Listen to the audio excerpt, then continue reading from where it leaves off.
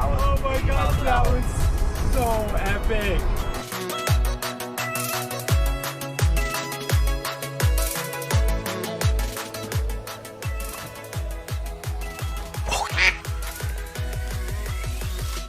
I think that's it. There he is.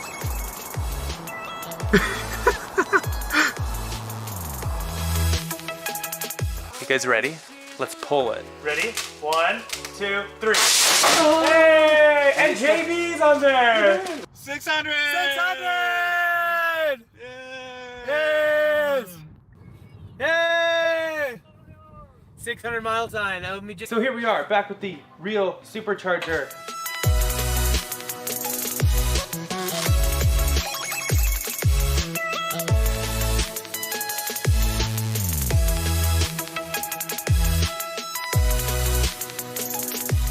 Okay, we are on the test track.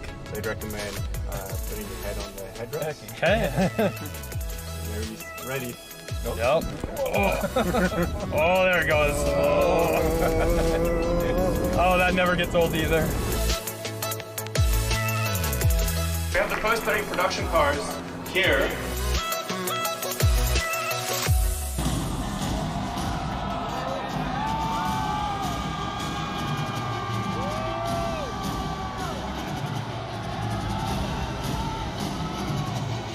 Wait, what? Yeah, oh yeah, you watch it. But why is he gonna throw it? I don't know, but we're gonna watch it. Yeah. Just use the sledgehammer. What? Well, maybe that was a little too hard.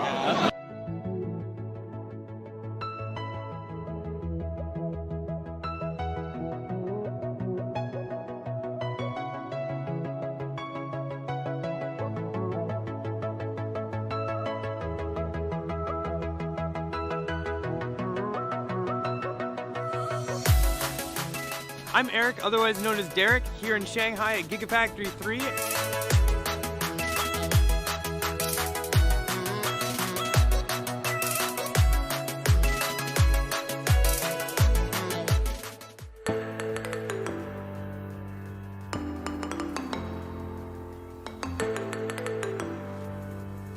Ballapalooza.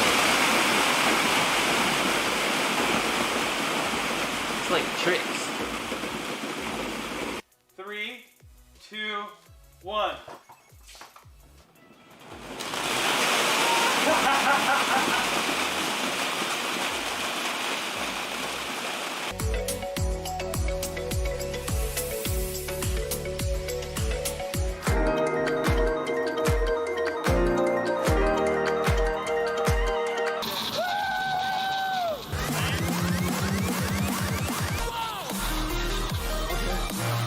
Will it wipe is the big question of the day. Will it wipe? Generic cornflakes. Whoa! It's raining cornflakes! Oh. This is trippy. Look, there's nothing here.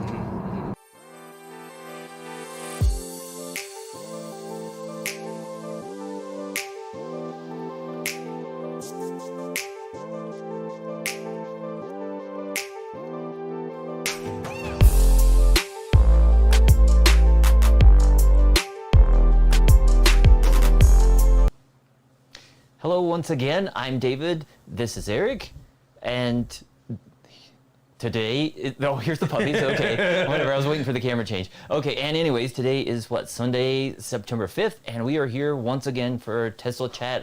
Talk about everything that's new in the week for Tesla, and then we'll open up to questions and answers for anybody who might have questions about what's going on in the world of Tesla, because we know there's always new things and always questions to discuss. I just want it on record, I'm not wearing a gray shirt this week. Y'all be proud of me. We had a discussion before the live stream, and yes, we were sure that he was not wearing gray. Hey. So, anyways, it was a busy week once again. Yeah. Even extra busy for Tesla. But one of the big things in the news this week was that the National Highway Transportation Safety Administration opened up an investigation into Tesla's Autopilot. Yeah. So we kind of want to talk about this and what it actually pertains to, what's going on with all this.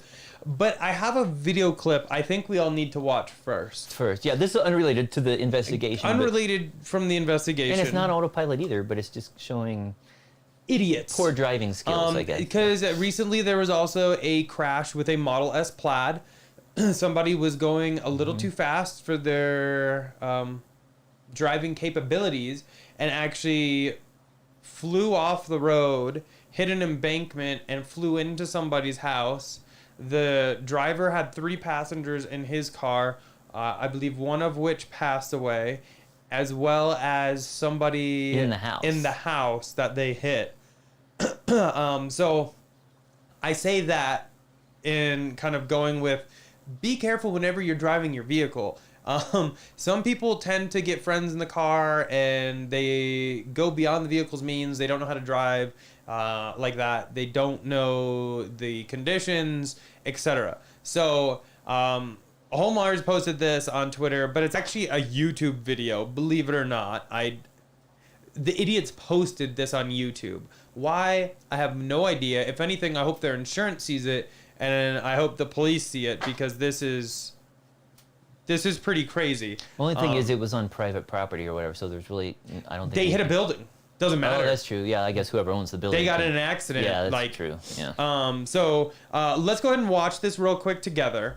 Hopefully you guys have audio. So this is a different building, a different Tesla hitting a different building than the one you brought up earlier. Correct. Let me just make sure that I have audio working here.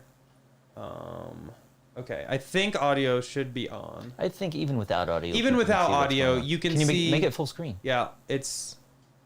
I just thinking about whether or not it wants to go full screen. I was saying chill because I thought you were going to drift at 60 miles an hour. That's why I was like, bro. Anyway, I don't know why Twitter's not playing. Timeout. Well, Twitter's not playing. Isn't there a YouTube link right above it? Yeah. Technical difficulties again. Anyway, okay, so that computer froze. Nice. Okay, well, we'll get back to that. Anyway, the kid, like, floors it in a parking lot and an industrial area, ends up getting airborne because he hits, like, a grate in the road. Grate for, like, a drain, then crashes into a building. Decided it was a good idea to post that on YouTube. And also, if you look at his old videos, he's doing the exact same thing. So, not the sharpest tool in the shed. I don't know what's going on here. Yeah, but basically he floored it, and then he wasn't able to slow down. Exactly. And he basically ran right into a building. And yeah, not the brightest bulb there. Yeah, I think we might have frozen this other computer, so... Yeah, so we'll get back to that. But there was also another accident this week, which is, you know, as we mentioned, the NHTSA, National Highway Transportation, so TSA, it was doing the investigation, opening it up and trying to... It sounds like they're investigating, like, all Tesla autopilots that have happened, like, you know, since the beginning of time. And right after they had opened up, there was yet another accident where someone was driving their Tesla. I believe this was in Florida, if I recall correctly. And again, it was early in the morning, and they hit, you know, another like first responder vehicle. And this is just too many people are putting their cars on autopilot, and they're not paying attention. And the cars are, you know, parked to protect, you know, firemen and police officers, and people aren't paying attention, and they're just plowing right into the back of those. So it was interesting that this accident happened while they were investigating another 12 similar accidents. A 13th one happened like the next day or the day after. And yeah. So, anyways, they're investigating these accidents, and another accident we were talking about. This wasn't part of the investigation, but you may remember a few months back there was an accident down in Texas where 2 people died when the car was launched off the road, and there were some talk that Autopilot might have been involved in that accident, and everyone's locals and stuff like, no, there's no way that Tesla Autopilot could have been enabled on that road because it's not a major road, it's not divided, doesn't have the lines, and Tesla went down there and took another car and proved that you couldn't enable it on there. So yeah, all along we've been suspecting it was just somebody launched the vehicle, and it turns out they got the toxicology results back on that accident, and they did find that the driver, it looked like, or the one who owned the car, had like twice the legal limit blood alcohol. So it definitely looks like alcohol was involved in that accident, even though I believe in the original reports they said they hadn't been drinking. Yeah. The family said they hadn't. Okay, so I got the video. Sorry, I had to restart the computer real quick. Technical difficulties is what it is, but here we are. Let's go ahead and break this down. So one, I think somebody pointed out it might have had manufacturer plates. I couldn't tell that. That would be crazy if it did. But anyway, you can see him just like peeling off. I don't know if you guys can hear this or not. Gaming. Oh no, it went to my headphones. Sorry, but anyway, he catches air. Yeah, you can tell. And then you basically hear like the tires squeal, and then it sounds like a crash, and then the rest of this is just him like running up. You can see it took out these bushes. Oops. All that carnage. Still looks like they had plenty of room to stop. But look at that. No, yeah. I've raced a lot of cars. There's no way they were going to do this. Okay, so it doesn't look like manufacturer plates, by the way. Yeah, that's Florida or something, right? Yeah, so... Surprise. Not manufacturer plates. But look at this warehouse. And you can actually see... give me one sec. The kid's still in the driver's seat, so you know exactly who was driving. Right there, you can see employees. Right here. So easily they could have like actually killed somebody, and he's like, "Oh, it's okay. The vehicle, like, it just wouldn't stop. It wouldn't stop because you were in the air. Yeah. And when you come down, you bounce back up, and it also with all the gravel and everything, because you could hear when they were doing like some burnouts and stuff, you could hear that the gravel there. It's just idiots. You can't fix stupid. I'm just glad he didn't kill anybody, but at the same point, like, the video right before this was him trashing one of his other cars. So I don't know what's up with this kid, if he's just thinking he's trying to, like, go viral or whatever, but this is not the way to go viral. Yeah. Kind of like reminds me of that other guy that we saw in California who kept driving around sitting in the back seat of his car. Oh, again, yeah, not following the rules, and then as soon as he gets arrested and stuff, he goes out and gets out and goes and does it again. Yeah. And it's just like, some people... Yeah. Yeah, that's another one that just... Some people just shouldn't own cars. Unfortunately, there's no way you can really regulate everybody. And I think that's the grand scheme of it. Is this whole, like, autopilot thing, a lot of people are saying, like... And as well as, like, with the recent Plaid crash, that people shouldn't have cars that can go this fast. But there are cars that can go this fast. I mean, there's cars that can even go more, like, not necessarily 0 to 60, but higher speeds. And stuff occasionally happens, but the big thing of it is like you can't regulate everything that people do with your vehicles. Yeah, there's always going to be somebody that doesn't follow the rules and tries to get around them, and then everybody else has to pay the consequences, unfortunately. Exactly. Just in this case, lucky he didn't kill anybody, but the Plaid driver did kill a passenger as well as somebody who had nothing to do with any part of the situation that was sleeping, I think, in her bed. That's what it sounds like so far. So, super sad. Just be careful if y'all are out there. And then, let's see, Jim, thank you for the $5 super chat. Says it doesn't look like airbags deployed. Yeah, I don't know entirely why. It looked like he didn't really hit the building going super fast, but yeah, I don't know. There's all kinds of, there's so many different rules as to when airbags deploy. Exactly. It's saddening to see all this happen because Tesla's getting the bad rap for it. But really, this happens in every single vehicle. It's not just Tesla specific. But back to what David was talking about earlier before we had the technical difficulty. This is what Green, he actually posted the inquiry that was issued to Tesla.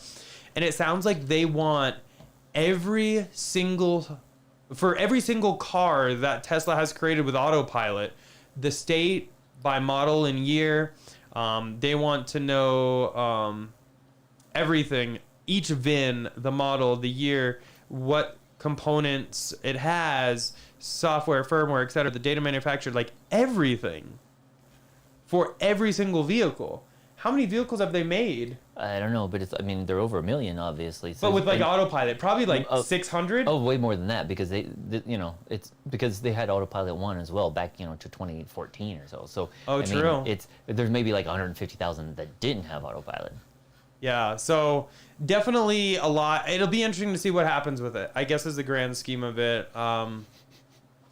Yeah, kind of sad anyway, but it's kind of a given. If you are driving, when you turn on Autopilot, it says you have to keep your hands and be in control of the vehicle. So, and I can definitely understand too. They're coming out with new like cabin monitoring, and we talked about how they're turning on the new S and X. They have internal cameras, and on the 3 and the Y, and they're trying to monitor the driver, and you have to, they try to make sure you're holding on the steering wheel. But it's good that they are doing this, but there's still more that's necessary. We've seen, but the thing is, cruise control has been out for 60, 70 years, and that can cause accidents as well. And there's really no, what driver monitoring, is done when you're using cruise control, because that's a lot more dangerous than using like TAC, traffic aware cruise control that actually speeds up and slows down. Exactly. It's just like there's other features on cars that have been around for 50, 60, 70 years that still aren't, don't have the same safety as what we have today. Exactly. I mean, I guess that's a great thing, as the kid was able to walk away. Yeah. Huge thanks to Fred for the $5 super chat. No message. See previous comments on no floor mats and trunk covers. Thanks, Fred. Let me scroll up real quick and look at that. Let me find your previous comment while David goes on to the next thing. Okay, just another quick thing. We'll move on in the news. But basically, we had talked about the last couple of weeks how Tesla was finally shipping the Model Y to Europe, and how the first shipment had arrived in Norway. And it looks like the Tesla Model Y is the best-selling SUV in Norway recently. And one thing is, a lot of these they're bulk deliveries currently for orders have been placed for the past year or two. But it's amazing to see Tesla is still selling so many there, and the cool thing is so many new vehicles of all makes and models are either Teslas or EVs, and so definitely it's cool to see that the market there is moving in the direction. Tasmanian actually kind of broke it down for EV models in August 2021 for Norway. Tesla Model Y came in at 1309, followed by the Mustang Mach-E with 907, the ID4 with 861, Model 3 with 774, and RAV4 with 721. So yeah, it definitely goes to show you Tesla's doing great. Whoa, we still got confetti. My bad. But again, like he said, people have been waiting for the Model Y for so long, so it's going to be topping these are just orders that have been charts for a very long time. But I still think even once all these pre-orders are filled, it's still going to be up there. Yeah, and it'll be even better once Giga Berlin comes online. They won't have to wait as long for their orders, and they're going to be getting deliveries directly from the factory there in Europe. Exactly. Let's see. Real quick, Fred, I can't find your other message. If you just want to throw it in chat real quick, I'll take care of that. And John, thank you for the $5 as well. A new one? Yep. Thanks again, John. That's John Check, right? Or John Clark. John Clark. We have several Johns in chat. Well, thanks, John Clark. Yeah. Let's see here real quick. But so speaking of deliveries and stuff like that, we talked a little bit last week about the new deliveries SR Plus in the United States are going to be having the LFP batteries, and those have been being delivered in Europe for a while.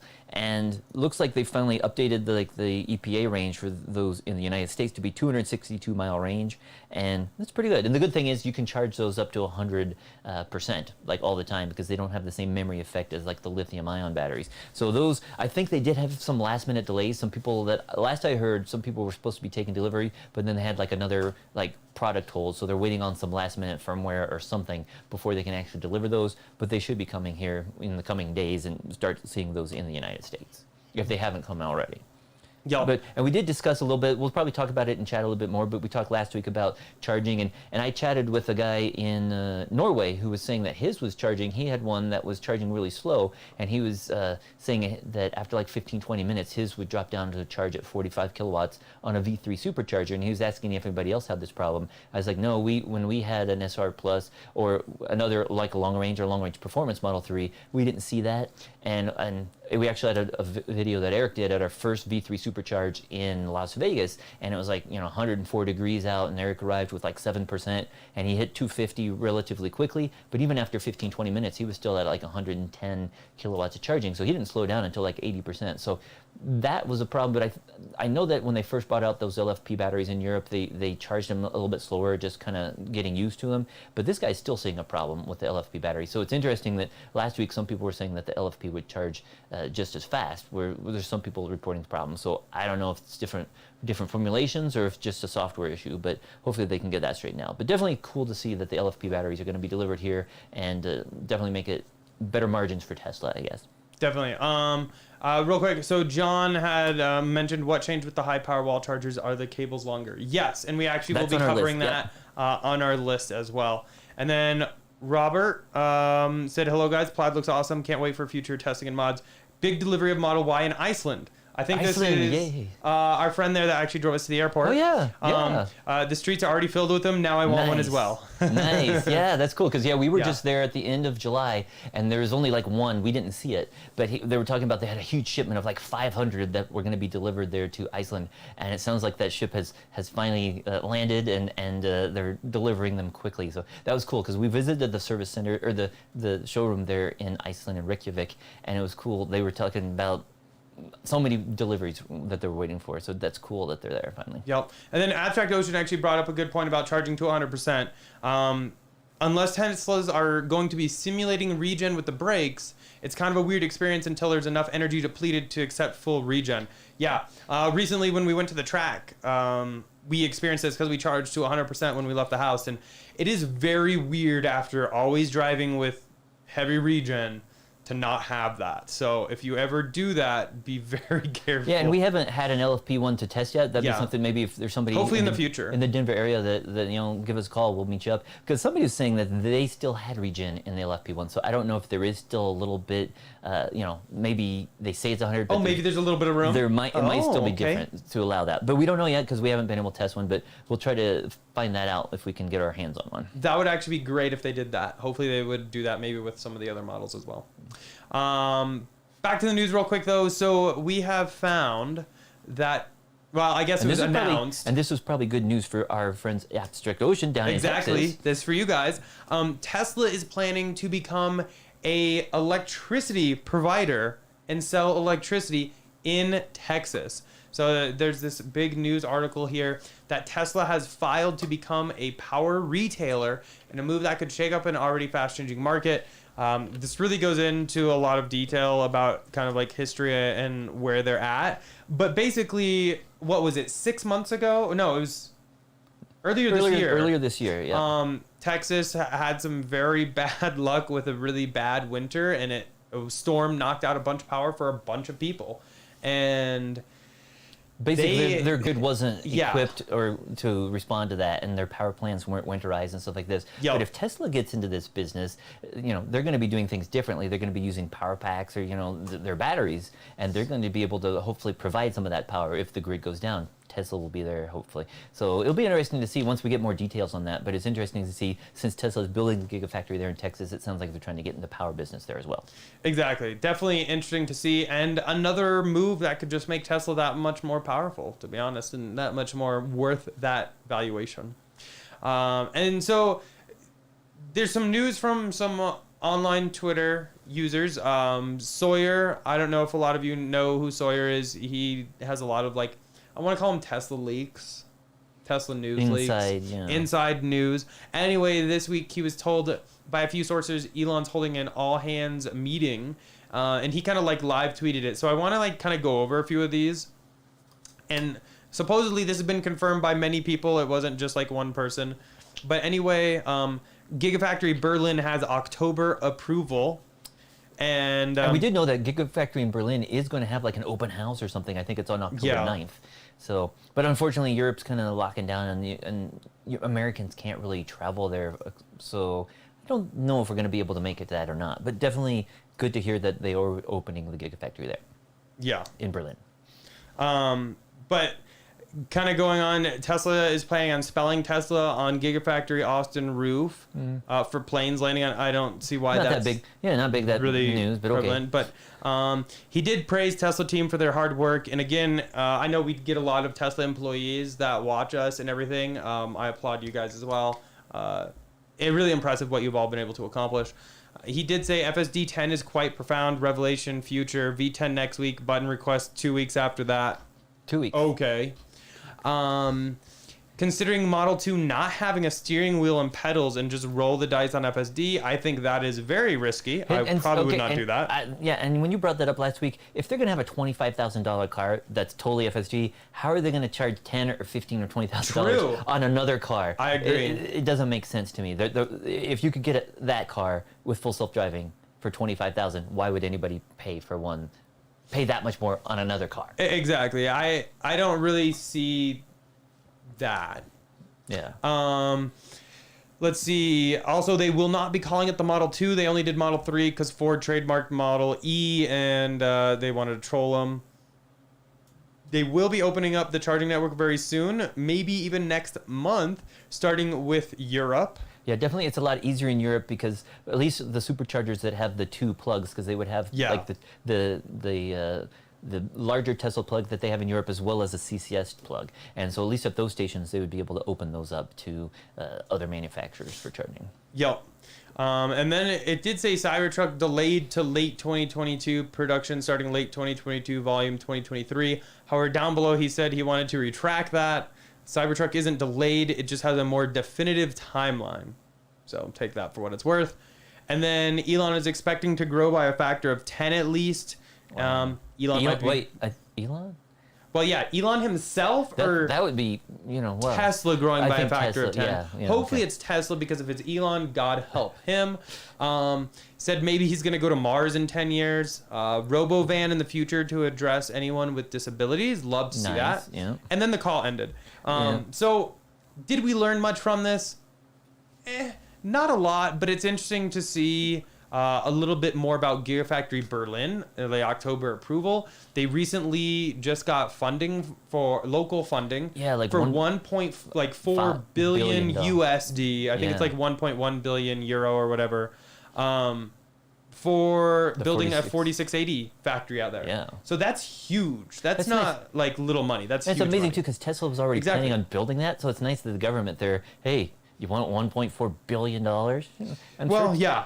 I mean, it also did say like that will give 2,000 jobs. Yeah. I mean, they're pumping some money into Tesla, which is then going to help pump their economy by bringing people in, employing a bunch of people. I guess it's kind of a win-win. Yeah. But it's weird how that works out. But also, I can see too, like if they start pumping them out there first before the United States in volume, then it kind of brings the German manufacturing, it brings it back. They're like in the first place again, or something like exactly. that. So even though it's Tesla, but it's in Germany, so it'd be cool, I guess, for the Germans if they could have that there. So we'll be importing our first 4680 car from Germany. Stay tuned. No, I'm just kidding. Maybe I'm not kidding. But one other thing though, I don't know if it was in that call or just something that Elon tweeted out last week though, but he did talk about that this third quarter 2021 will be the last end of quarter rush, so where they try to push out as many vehicles possible, and he said it's just causing too much stress on employees and on deliveries, and as we've told you in the past, typically every quarter they build the beginning of the quarter, and those are cars that are shipped abroad, and then later on in the quarter they build ones that are for the United States market, but that just caused a lot of stress. Like September, back when the Model 3 came out, and it was nuts in volume back in 2018. That was crazy. They were doing hundreds of deliveries a day, and it's just a lot of stress, and it'd be better if they could spread that out through the quarter. But now with these other gigafactories coming online in Texas and in Europe, that the European one will be able to do that market. China will be able to handle the Asian Pacific market, and now with Tesla in Austin, the Gigafactory there, that's going to be able to help with the U.S. market as well as what we still have in Fremont. So hopefully that makes it so that production can be spread out a little better and deliveries can be spread out a little better. So hopefully that makes it a lot less stressful for the Tesla employees. Yeah, I think, and the customers too. Exactly, and I think another big thing too is now that they have got Model Ys coming out of Gigafactory Shanghai going to Europe, should Berlin be delayed at all, that would hopefully help fill that gap, because Shanghai is something else. I'm not gonna lie, what they have accomplished there is absolutely bonkers. Yeah, and but we've seen the same with the other gigafactories that have been built. They're being built even faster. So hopefully they can get ramped up. And we saw supposedly the first Model 3, or excuse me, Model Y was built in Austin recently. So hopefully that means they're going to be building those other production candidates and be ready to start churning out actual cars for delivery soon. Yep, definitely. Real quick on the storm that happened in Texas that we covered a little bit ago. Abstract Ocean actually said that February was the big freeze. Yep. We were running off solar for 3 days off and on due to rolling outages. So good thing y'all had solar. And Powerwall. I know they have at least a Powerwall, yeah. Yeah, so good thing y'all had that. But it'll be really interesting to see how Tesla can get into this game, because I really think the energy side, the solar, the battery storage, everything could actually be far bigger than the vehicle side. I really do. Maybe not everyone agrees with me, but I really think it could actually kind of turn. And a lot of people were upset when Tesla acquired Solar City. But I really think that actually might be a bigger business eventually than actual vehicles. Yeah. So. And speaking of storms and damage, we saw the hurricane go through Louisiana and make its way up the coast. But it looks like the Tesla store in Paramus, New Jersey got wiped out, or a lot of damage there. Yeah. And it sounds like there's maybe some water got on the roof and then kind of just collapsed in. It sounds like a lot of cars inside were damaged or totaled, and basically that location is out of commission for the time being. And there were a lot of people that were upset because they're waiting for delivery of their new long range and Plaid Model S's, and now they're those cars, some of them were there, but it sounds like most of them were still at a transfer station, and they're going to be taking delivery at another Princeton, New Jersey, I believe, which is nearby. But unfortunate for those people, because I heard several people had their cars in the service center, and then they're oh, your car's totaled, or was flooded out or something like that. So unfortunate, but I'm sure everything will be taken care of time, but really unfortunate, especially with the waits so long on getting deliveries for new cars. You can imagine a lot of people. Hopefully they tried to expedite those people that were affected. Hopefully, yeah, by that. And also in showroom news with Tesla, New Mexico will be getting its first showroom. And this is something, for those of you who don't know, there's still many states around the country where Tesla is not allowed, or hasn't been allowed to sell. Or sell cars directly. In Texas, they can have a showroom, but they can't do the transaction. Same, I know in Michigan, I don't know if it's still that way, but New Mexico is another one where the local dealers have lobbied their local government, and basically Tesla has not been allowed to open up stores or service centers there. But as I've wondered for the past couple of years, would Tesla be able to take advantage of the local Native American population, not take advantage of them, that came out wrong, but take advantage of their capabilities and their willingness to work with Tesla. And it looks like this new showroom would be located on tribal land. And that is a way that Tesla is able to get around the state laws, is because those tribal lands have their own laws. And as you've seen with Indian casinos or Native American casinos that are allowed in certain states, it's because those laws on the tribal lands are different from the state laws. So Tesla will be opening up their first showroom in the Santa Fe area. Was it today or September 9th? September 9th. So it's coming this week. And at first I thought they were going to have a service center there. It doesn't really look like, at least from the previous pictures. I don't know if they've built a new building yet, but hopefully we'll get news from that in the coming days. But there's some talk there might be a service center there, but if it's not an official open to the public service center, there might be a garage that would still be available. So in some states where Tesla doesn't have official service centers, they still have garages that they can take cars cars too. So the mobile technicians don't necessarily have to ship all the cars out of state or hundreds of miles away, but they can take them to a local garage and work on them there. So they might not have a storefront where the customer can go to, but the technician go pick it up and take it. But definitely glad to see they're getting their first showroom there in New Mexico. Yeah, and hopefully they can forge that relationship and maybe be able to do this in like Texas and other states that won't allow them. This would be a great way for them to bring in extra business and help more employees and everything. I really think this would be especially really to the Native beneficial for everybody. The Native American population would definitely appreciate those jobs, I think. So that would be a win-win for both sides. Definitely. And for the customers as well. And a big FU to the states that won't allow it. Yeah, exactly. I absolutely love that. I think that's the best part of all of it. Yeah. Kind of going on new stuff, though. There's been some talk about the pivot screen in Tesla Model S, the Plaid, the long range, the new ones, as well as Model X upcoming. So I have not taken apart my dash yet. I started, and then I realized it's a lot more in-depth, so I need to actually buy the service manuals before I do something, because I do not want to break Plaid. That is definitely not what we want to do. But we did see when you bought that 17-inch screen that you could see that it had the mounting points and there's still for the mechanism on the back of it. And there's still that mechanism in the parts catalog. Yeah. So it looks like it's there, but in some people that have gone in there, it sounds like the motors are not in there. So it's probably something Tesla's not going to go with after all, and they're just, But do you have the photo there? Yeah, so I wanted to talk about this real quick. Somebody was asking Greenly Only, which I want to say is a very popular Tesla hacker. I use the term hacker, though, with the utmost respect, because he does a lot of really good work. He's not, like, doing this for evil or anything.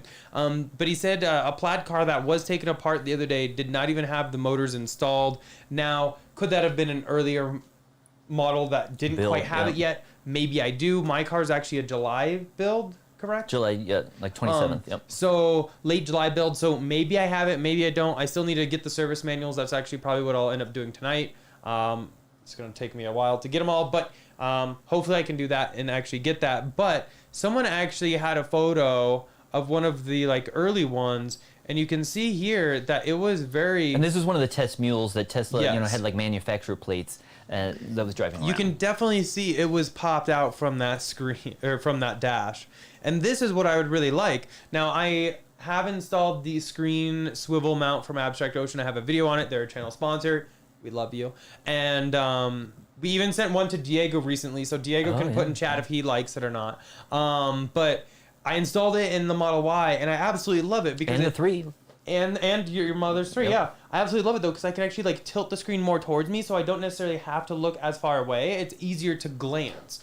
And I would really like that in the Model S. Now, in the Model S, you do have that instrument cluster. So maybe they deemed it really not necessary. Maybe there was an issue and they couldn't get the motors. Maybe there was an issue with the run and batch of motors that they weren't up to Tesla's standards, because I heard some people... I don't know how much I can say, but I heard some people said that the motors seemed kind of loud and they were audibly noticeable when the screen moved. So a couple different things. You never really know if it's ever going to come back or not. But I wish they would bring it to the Model S, because I like this. It makes it feel much more like a kind of a cockpit. And with like everything else going on in this, I really kind of want it. So yes, I will be looking into my dash to see if I have it. And we did get the endoscope, so we can get in there as well, look and see if we have any motors or not. Yeah, so I will be doing that. It just might take a little time, because I want to take apart the dash very meticulously to make sure I don't damage anything.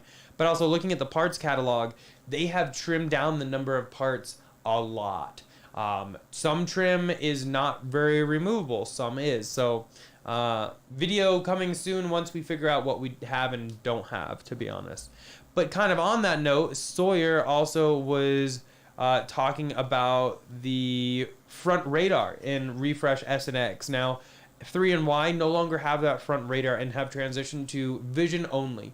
And Tesla originally said that the Model S and X will continue to have that, which at first we were kind of like, that's a little odd. But I guess the biggest thing we kind of thought about is if for some reason they needed to retrofit those radars back in, it's probably better to not necessarily have to do that on the higher end vehicles. but the 3 and the Ys that didn't have them still had the wiring harness. At least the ones that we had seen. Saw, yeah. I don't know if they have it still or not, but it looks like all S's and X refresh have potentially been gone or moved to full vision. Like recently, not ones that were built 3 months ago. Yeah, he's just said that August 30th. And he said the website should reflect this. So the interesting thing, though, is ours, do we have one or not? I guess we'll have to take apart the frunk a little bit to find out. But if we do have one, is Tesla going to be issuing an update to basically kind of put that on a standby mode or something where it's not really doing anything? And that's something to test too. When were they going to be turning it off on other cars? So like the S100D, which has had radar since 2017. We need to go out and test it out because we have gotten a firmware release recently, but we don't know with Sawyer's comment, is it just newly built ones or is it on one of the releases that was just made? Exactly. And speaking of firmware, it looks like they've just had a couple of bugs. Nothing big has come out recently, but still on like the 2021.24.x version. They keep like .4, .5, .10. So a lot of releases. We got like 2 releases in the past week, and just minor bug fixes for the most part. But one thing Eric noticed in the Plaid is there was a new like audio section for like the sub. So like in the audio section, you normally have like, I think it's the 5. Wow, I'm trying to look at this way. I need to look at this way. My bad. You have like the 5 sliders that you can kind of maneuver. And I tend to put mine in like a V shape or kind of like a U. I find that to be the best audio. But now there is a 6th one that is just labeled sub. So that's kind of cool. Now you really have access. Instead of having to like manipulate just the bass, you can also manipulate that and maybe get a little bit of more oomph back there. So if you've taken delivery, definitely check out your audio settings in there and see if you can adjust that. Might be able to sound a little better for you. Definitely. It seems weird, though, that Tesla doesn't necessarily include a lot of this in their release notes. They just say bug fixes, and boom, you have a new sub-tab. That doesn't... you just find out by word of mouth or from us. Exactly. So that was the one thing I wish Tesla would be a little bit more detailed in their release notes. They did get... Their release notes have gotten better in the past 6 months or whatever, but they could still get better. Because, again, new functionality is being added that people are just discovering, by accident or just hearing from their friends. Exactly. And I would think any of you guys would like to know if you have some new functionality immediately. That, I think, would be great. Yeah. And so that was like on the firmware side. On the app side, last week we spent a long time talking about V4. Not going to talk much about that. Still, I'm still running V3 on my main Android device. What's weird is Tesla sent out an email saying, here's the new V4 of the app. Available for Android and Apple, but I haven't heard of anybody who's actually gotten it for Android without sideloading it by downloading the APK and manually installing. So let us know, are you guys able to see it on the Google Play Store? Because we still don't see it there. I do have it installed on my tablet.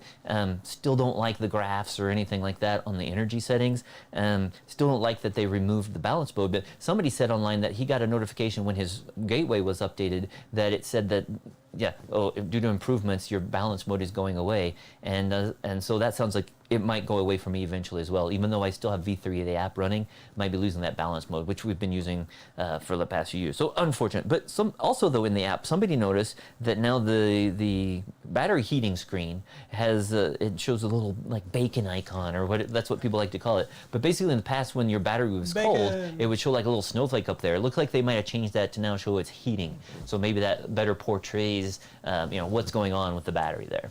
Definitely. And it's cool. It's interesting to see some people are already seeing this because it hasn't been that cold recently around the country. So must have been cold enough though to see that. Somewhere it was cold. Yeah. But also, so as we mentioned last week too, though, there are changes in the app so you can buy things directly from the store. And someone has noticed that in the past few weeks, the V3, the Gen 3 wall connector, the 8-foot model sold out, and then looks like the 16-foot one, or was it 18? Sorry. But basically now they have brought back a 24-foot Gen 3 wall connector. As far as we can tell, it's the same as the other models. It just has that longer 24-foot cable. Yep. And what's interesting is they used to have 24-foot cables back, 5 more years ago when they had the Gen 1, Gen 2, that they had the 24-foot cable. So it was interesting how they tried going down to 8 and 18, and then they decided, let's go back to 24. I think it just adds a lot more flexibility because then you can place it in the garage and it can reach all the way around the car. Or like in our case, we have multiple spots in the garage, multiple wall connectors, but each wall connector could cover 2 or 3 spots. So if one of them does ever have a problem, we'd be able to use one of the other ones. But the nice thing too is whether you back into the garage or pull nose in, it just gives you that much more flexibility that no matter where you place it, that longer cable helps you plug in. Yeah. Now, one weird thing, when we were looking on here and kind of playing around and seeing like if was anything else new, get this. The wall connector fastener kit, which includes 2 screws. Actually, let's just open it and make sure. Yeah. It includes 4 wire box to wall fasteners, 4 wall connector to wire box fasteners, 1 zip tie, because those are super valuable now, and 1 hex bit is $20. Yeah, seems a little overpriced, but it seems like you could probably find those on yourself, at the Home Depot or whatever. But I guess the nice thing here is it's all the right. You don't have to try to figure out the size of any of those. Just seemed overpriced to me. Yeah. $20 for a few screws and a zip tie was like, oof, that's tough. That'd be interesting. I wonder if some other retailer could sell little kits like that for half the price. Abstract Ocean. Sorry, I had something in my throat here. Abstract Ocean. Maybe, I don't know. That It's might be just something that, to look that into. seems really expensive, just like you said, for a few connectors. It seems like and a if zip tie. anything, even if they priced it at $5, they would still make it killing. But who knows Although I that- think this does include shipping. Free shipping, so that's probably half of it's shipping. Yeah, probably. Oh well. Oh well. There we go. That's about it for the news. I guess we'll just do a quick solar update. We had another good week here in beginning of September. We averaged about 90 kilowatt hours per day. So our best days were about 116, so it's way down from like 140 we were seeing back in May and early June. But 90 is still pretty good. We're still having way more production than our usage, and we've still had a surplus since March. So we actually have a surplus of 4,873 kilowatt hours so far for the year, and we've actually just reached 102% offset over the last 3 years. And that means that we have now covered for the last 3 years with our solar system all of our household usage, charging all of our cars between 2 and 4 Teslas, and we have a surplus now of over 1,130 kilowatt hours. It rounds up to 102. It's just like 101.5 something, but it rounds it up to 102% in the app. It's definitely cool to see that our system is meeting our needs, providing all of our electricity, and still sending some back to the grid. And one thing I really kind of want to hit on with this 102% offset, a lot of people don't take in mind now too, or don't think about it. We don't pay for gasoline for vehicles anymore. Never. Yeah. No. Because we have all electric vehicles, all Teslas at the moment, but that's included in this offset. So really, when you think about it, the amount of savings when you don't have to pay for fuel really stacks up really quick. Yeah, and again, we still have that solar recap video we're going to be doing later this month when we hit the 3-year mark, because we still haven't gotten 3 years since the official permission to authorize or to operate. But basically, we were probably saving at least $400 a month between no electric bill and no gasoline for the cars. Yeah, it's definitely been super nice to wake up every morning and have a full tank, so to speak. But yeah, that's basically it for the news. So, yeah, thanks everybody. We are welcome to talk about anything you guys and have. Thanks for joining us on this Labor Day weekend for the United States. I know many of you are probably out on vacation, but thanks for joining us. Yup. Let's see. I'm going to kind of go back a little bit and we can start answering some questions. Mace, welcome to the chat. Said, hey guys, Mace. I love the plaid wrap. Thank you. We didn't talk about the wrap. Yeah, I mean, know. That was our news, not like Tesla news. I would hope y'all have seen what we wrapped the plaid with. So yeah. I'll pull up a photo. So the unveiling for that was on Friday, but basically Eric took the Tesla T off the side of the car, and so it doesn't match the other 2 cars anymore, but it is quite unique there if you look at it. Here, he's pulling it up. Oh, yeah. I want to get some people's... yeah, most people have probably seen it, but for those who haven't, and we were driving it around town today, and you can definitely tell everybody's like... we're breaking necks everywhere. I'll get to your question in just a second, Mando. Sorry, hold on one sec. So here it is. It is very bright. I think it looks awesome. Okay, but real quick, actually, while we're here in this photo, how does everybody feel about this doormat? Yeah. Plaid, you're here. One, I love the play on words because that's just funny. And it's a nice design. And it's a great design. And it's fitting because this is a plaid. So I don't know. Let me know in the comments how you feel about it. Would that be something you would rock at your house or even your garage? I think it's kind of cool.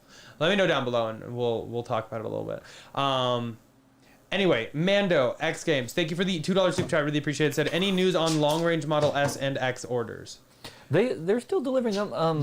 There were a lot of people. That is one thing we didn't mention, but a lot of people's dates, especially with the white interior, have moved up by several weeks, including ours. There were some, I think, that had cream interiors that actually moved back a little bit, but a lot of people like who had dates, October, November, December, January, have all moved up like 3 weeks. And so now we've moved into possibly having our long range delivery in October. We'll see. Yeah, right around the corner. Yeah. It's only like 5-6 weeks away. Yep. Real quick, we got 2 other super chats. Proton Fission said, thank you for the super chat. Said, so do you guys think Tesla should tell the government how FSD works? Seems like they want to know how it works just to ban it or leak data. That's my issue with it. With what specifically they're asking for in the data, it seems a little suspect. I don't... Yeah.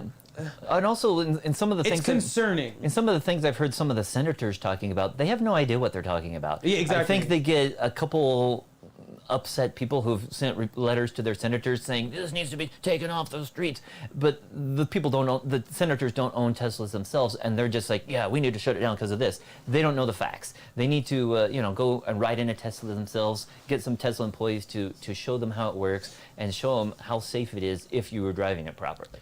Exactly, and I think that's a big misconception, and that's kind of the issue.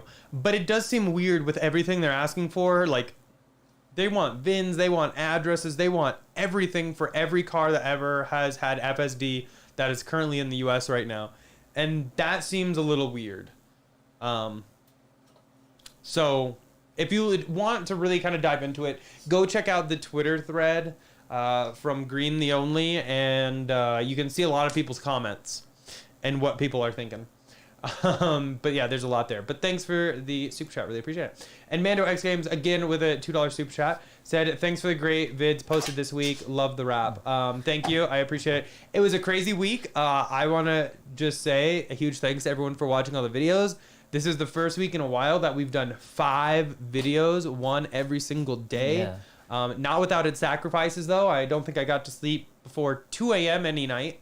But I really like putting out the content, and I'm glad you guys are liking it. It's nice that we finally got that Plaid delivery because it does give us some new content, a lot of new things to talk about. And a lot more coming. Yeah. Originally, there was a slight delay on some things because obviously the wrap, I can't really do anything until like the wrap reveal, and it was off getting wrapped, etc. But glad it is back now. Roger said the 24-foot wall connector went in stock today, so I ordered one to replace one of our 18-foot chargers inside the garage so we don't have to step over the cord.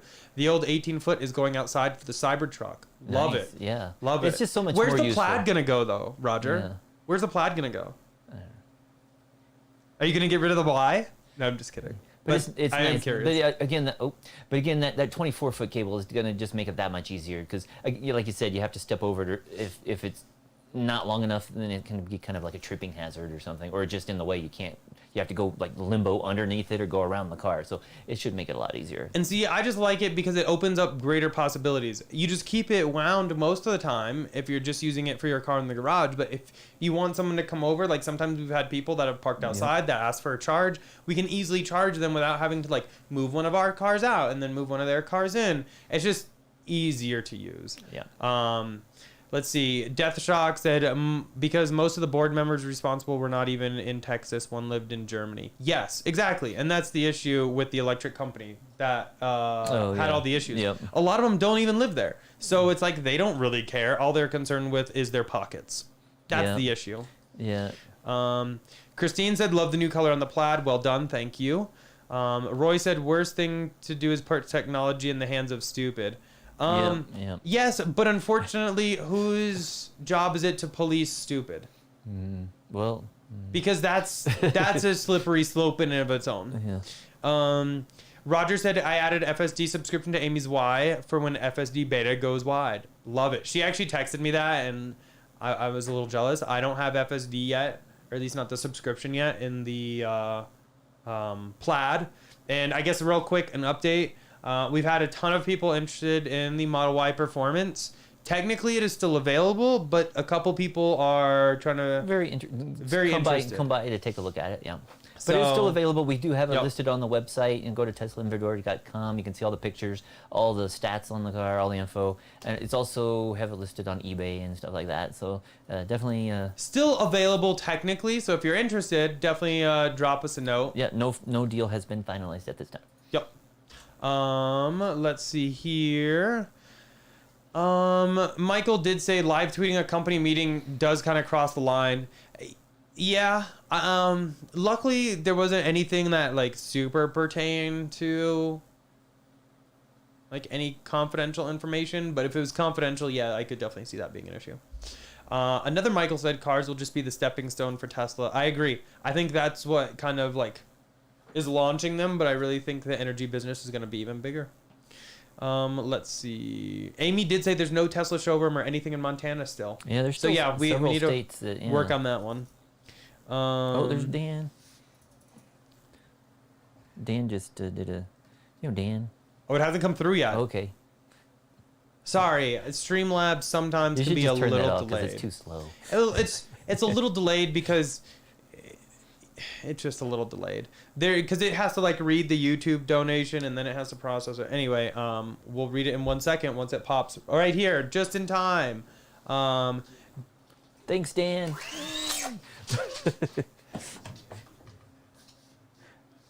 Oh. Is it really 31 cents? I'm gonna look this up. What's 31 cents? Anyway, if you couldn't hear Dan, I do need to adjust that voice. But huge thanks to Dan for the $20 super chat. Killing it, Dan. Really do appreciate it. He said, I feel the need for speed. If you haven't watched our videos this week, definitely do.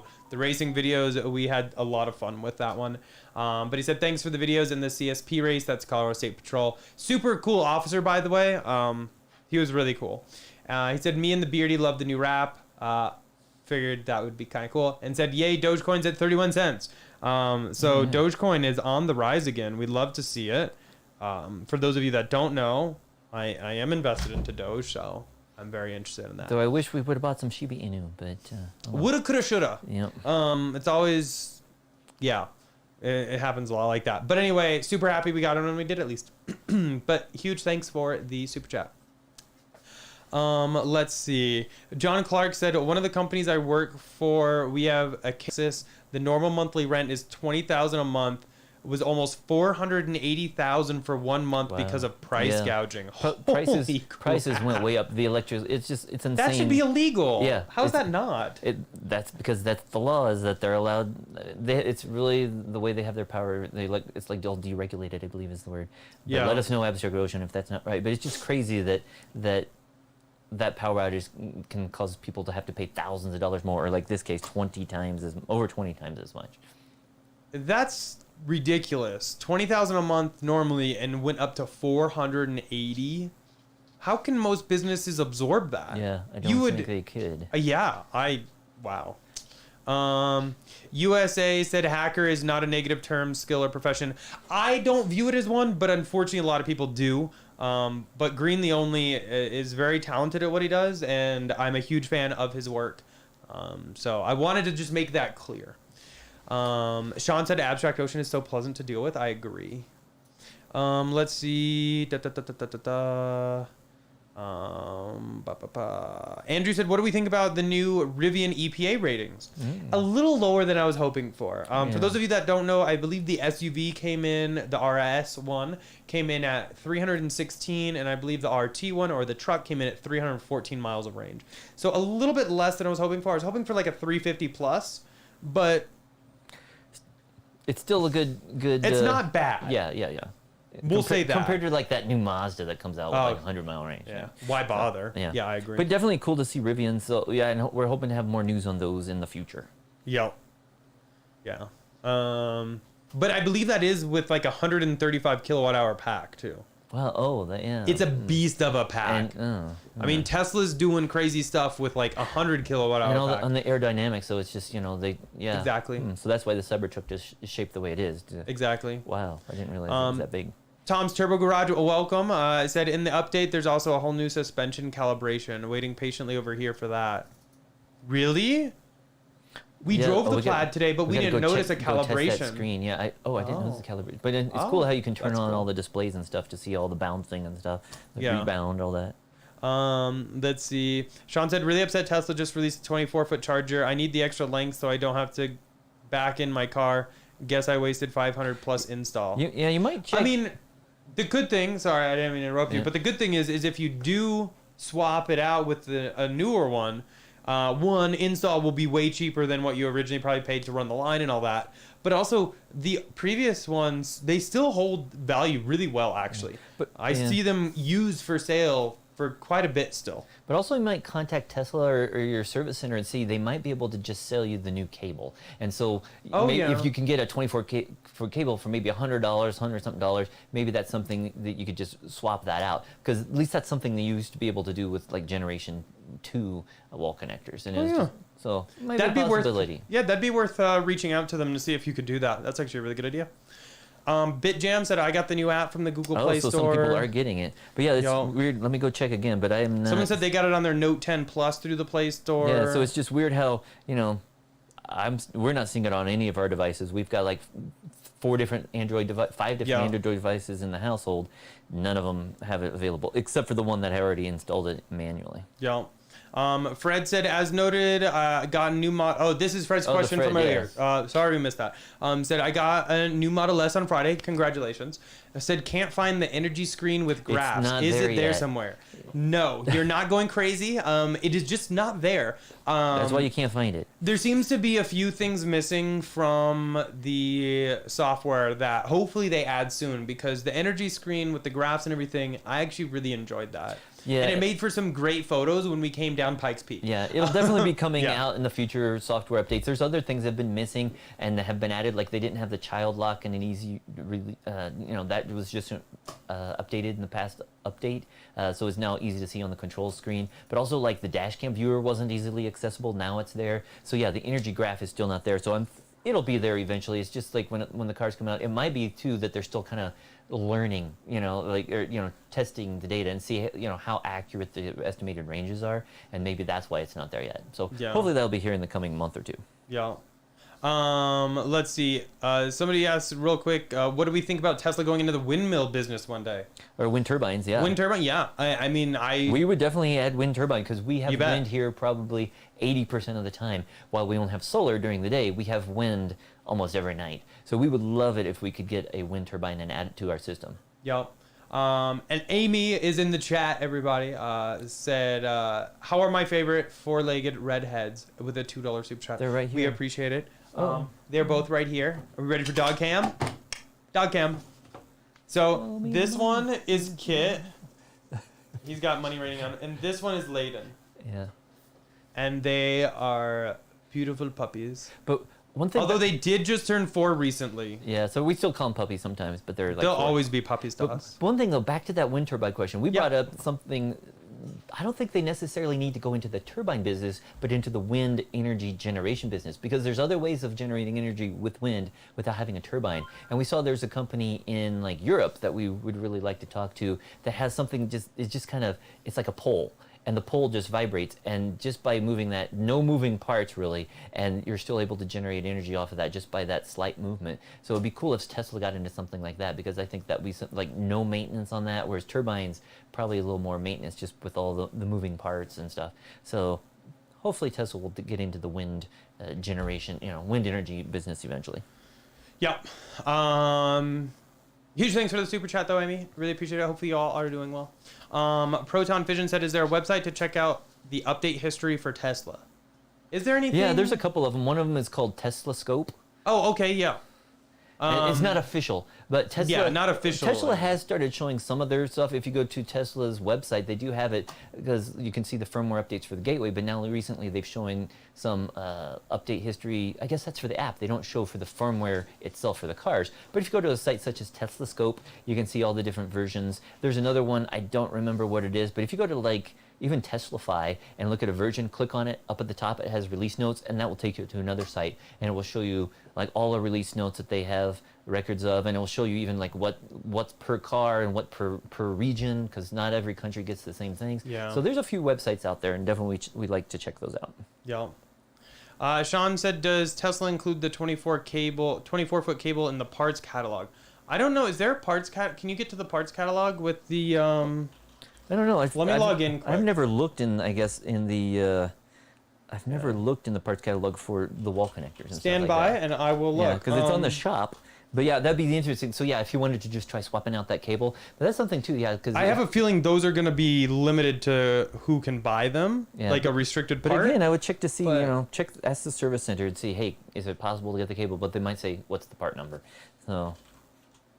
Sorry, I'm just logging in real quick. Real quick, while this logs in, let me answer a couple other questions. Steve said, thumbnail wrap got me. LOL. But I did actually use the color that was wrapped in the thumbnail. I did do that, so there was at least that. And for those of you who saw the wrap and saw the black markings, those were supposed to be like scales, like a snake or something like that. It's not a fishnet stocking, like some people have questioned. Somebody legit messaged me and goes, did you put a fishnet stocking wrap on your Tesla? No, I did not. Kind of looks like that a little bit. I agree, but not what it's supposed to be. Fred did say, love the wrap. Living in Florida, we like reptiles. Awesome. I love reptiles. It's kind of like my jam. Reptiles and cars. Teslas specifically, I love it. Tesla Tim said, start manufacturing your superchargers. Get $10 an hour guy to sell me one. Well, I mean, here in Colorado, when we were driving out earlier, McDonald's was hiring at $15 an hour. So I don't think I'm going to get a $10 an hour guy. People are expensive now. Yeah. And I see if Amy hasn't answered the question yet, but Scott was just upstairs trying to prepare a coconut cream pie for Labor Day tomorrow. And unfortunately, the pie pan was a glass pan. It shattered. And unfortunately, we won't be having pie tomorrow. So we're going to be having coconut cream. If my parents are watching, I'm sorry. If you don't want to come now, I fully understand. Yes. Because we will not have pie. Funny thing is I remember years ago when Scott was making Thanksgiving dinner and he was taking like the pecan pie out of the oven and it he dropped and fell, landed upside down. And our guest that was invited over said, "Oh, I won't be able to make it." And he didn't come by for Thanksgiving. And just once he found out about the pie, he didn't even come by. And I was like, That's rude. So yeah. I'm still looking for the wall connector thing. Oh, I think I found it. Let me just make sure it doesn't show like my information. Give me 1 second. Okay, I think I'm good. Okay, we're good. Just kidding. Oh, wrong screen. Not good. There we go. We're good. So what you want is part number 3. And if we look at part number 3, it's not even on here. So they don't have it yet. Yes. But watch for it. But so many of these are labeled as actually the only thing you can get over the counter is the screws. Oh. Everything else here is labeled as not for resale or Tesla only. The weird thing though is the glass cover you can't actually buy on Tesla's shop. Yeah. So that's weird. But unfortunately, I don't know if number 3, you might. I would just call them. Or I would inquire because basically too, when we had our wall connectors installed, we actually had them installed by Tesla, but other people have had them installed by their electricians and stuff like that. They get it shipped to them, they install it by electrician. Tesla actually installed ours, but we've heard of other people when they do have problems with the wall connectors, Tesla will send out their especially if they do solar in your area, they have those electricians on staff, so they'll send them out and they will help.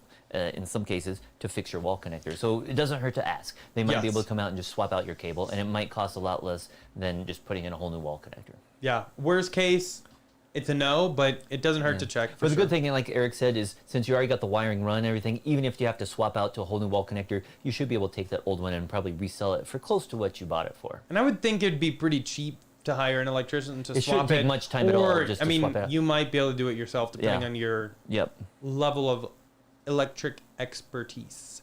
That was hard for me to say. Sorry. Deathstroke said, when I saw your car, I heard the Mortal Kombat voice say reptile. Agreed. That should actually be what I put on like my with the noise pedestrian thing. That would be good. Okay. Yeah. Yeah, that's a There's good all one. kinds of good things we should put in the That's box. definitely a good one. Sean said love the mat. Steve said play snake jazz while driving. Need to do that. I was fooling around with that earlier today. Yeah. Slew Dog said you need to get one of those plaid badges that some cars had on the plaid event. I actually have one, but when we put it up after the wrap, when we held it there, it just doesn't look good. It just doesn't match. Doesn't really stand out just because of the scales we were talking about. Yeah. You can't really see it. And we tried a couple different versions of it because we have the color one, which is the gray and the red. We have the black. one that looked like from the event, but we also have an all black one, and just neither one really looked right. Yeah. So I'll probably end up putting the plaid PLAID letters back on eventually. We'll see. Michael said Vincent should do plaid floor mats. Oh, maybe. Somebody should. Oh, yeah. Let's see. Dave said nice for the garage. Let's see. KK said Edwards Supercharger's open. Yes, so that one up real quick. That was kind of good news. That was pretty cool because we found out about that a month or so back, and then they said construction started, and then somebody took a picture just a week ago, and it looks like Tesla just dropped. It's prefabricated superchargers, and it looks like they just dropped it off a truck, and there was no cabling or wiring or anything. I was like, oh, it's still gonna be a while, and then 4 days later, it's hooked up and there's cars charging there. So it was great news to see. And that's, we were talked about when Glenwood Canyon was closed a few weeks back. We were saying, hey, Elon, can you put another supercharger out here because of the detour? And we were hoping they would put one in Rifle. Maybe they still will. But it was cool that they were able to put that one in Edwards, which would help people charge up and avoid Glenwood Canyon or the Glenwood Springs supercharger totally. And we actually checked if we were able to drive the Plaid to Grand Junction, which is on the western side of Colorado, we'd only have to charge once, and we could charge in Edwards and make it all the way to Grand Junction, all the way across the state.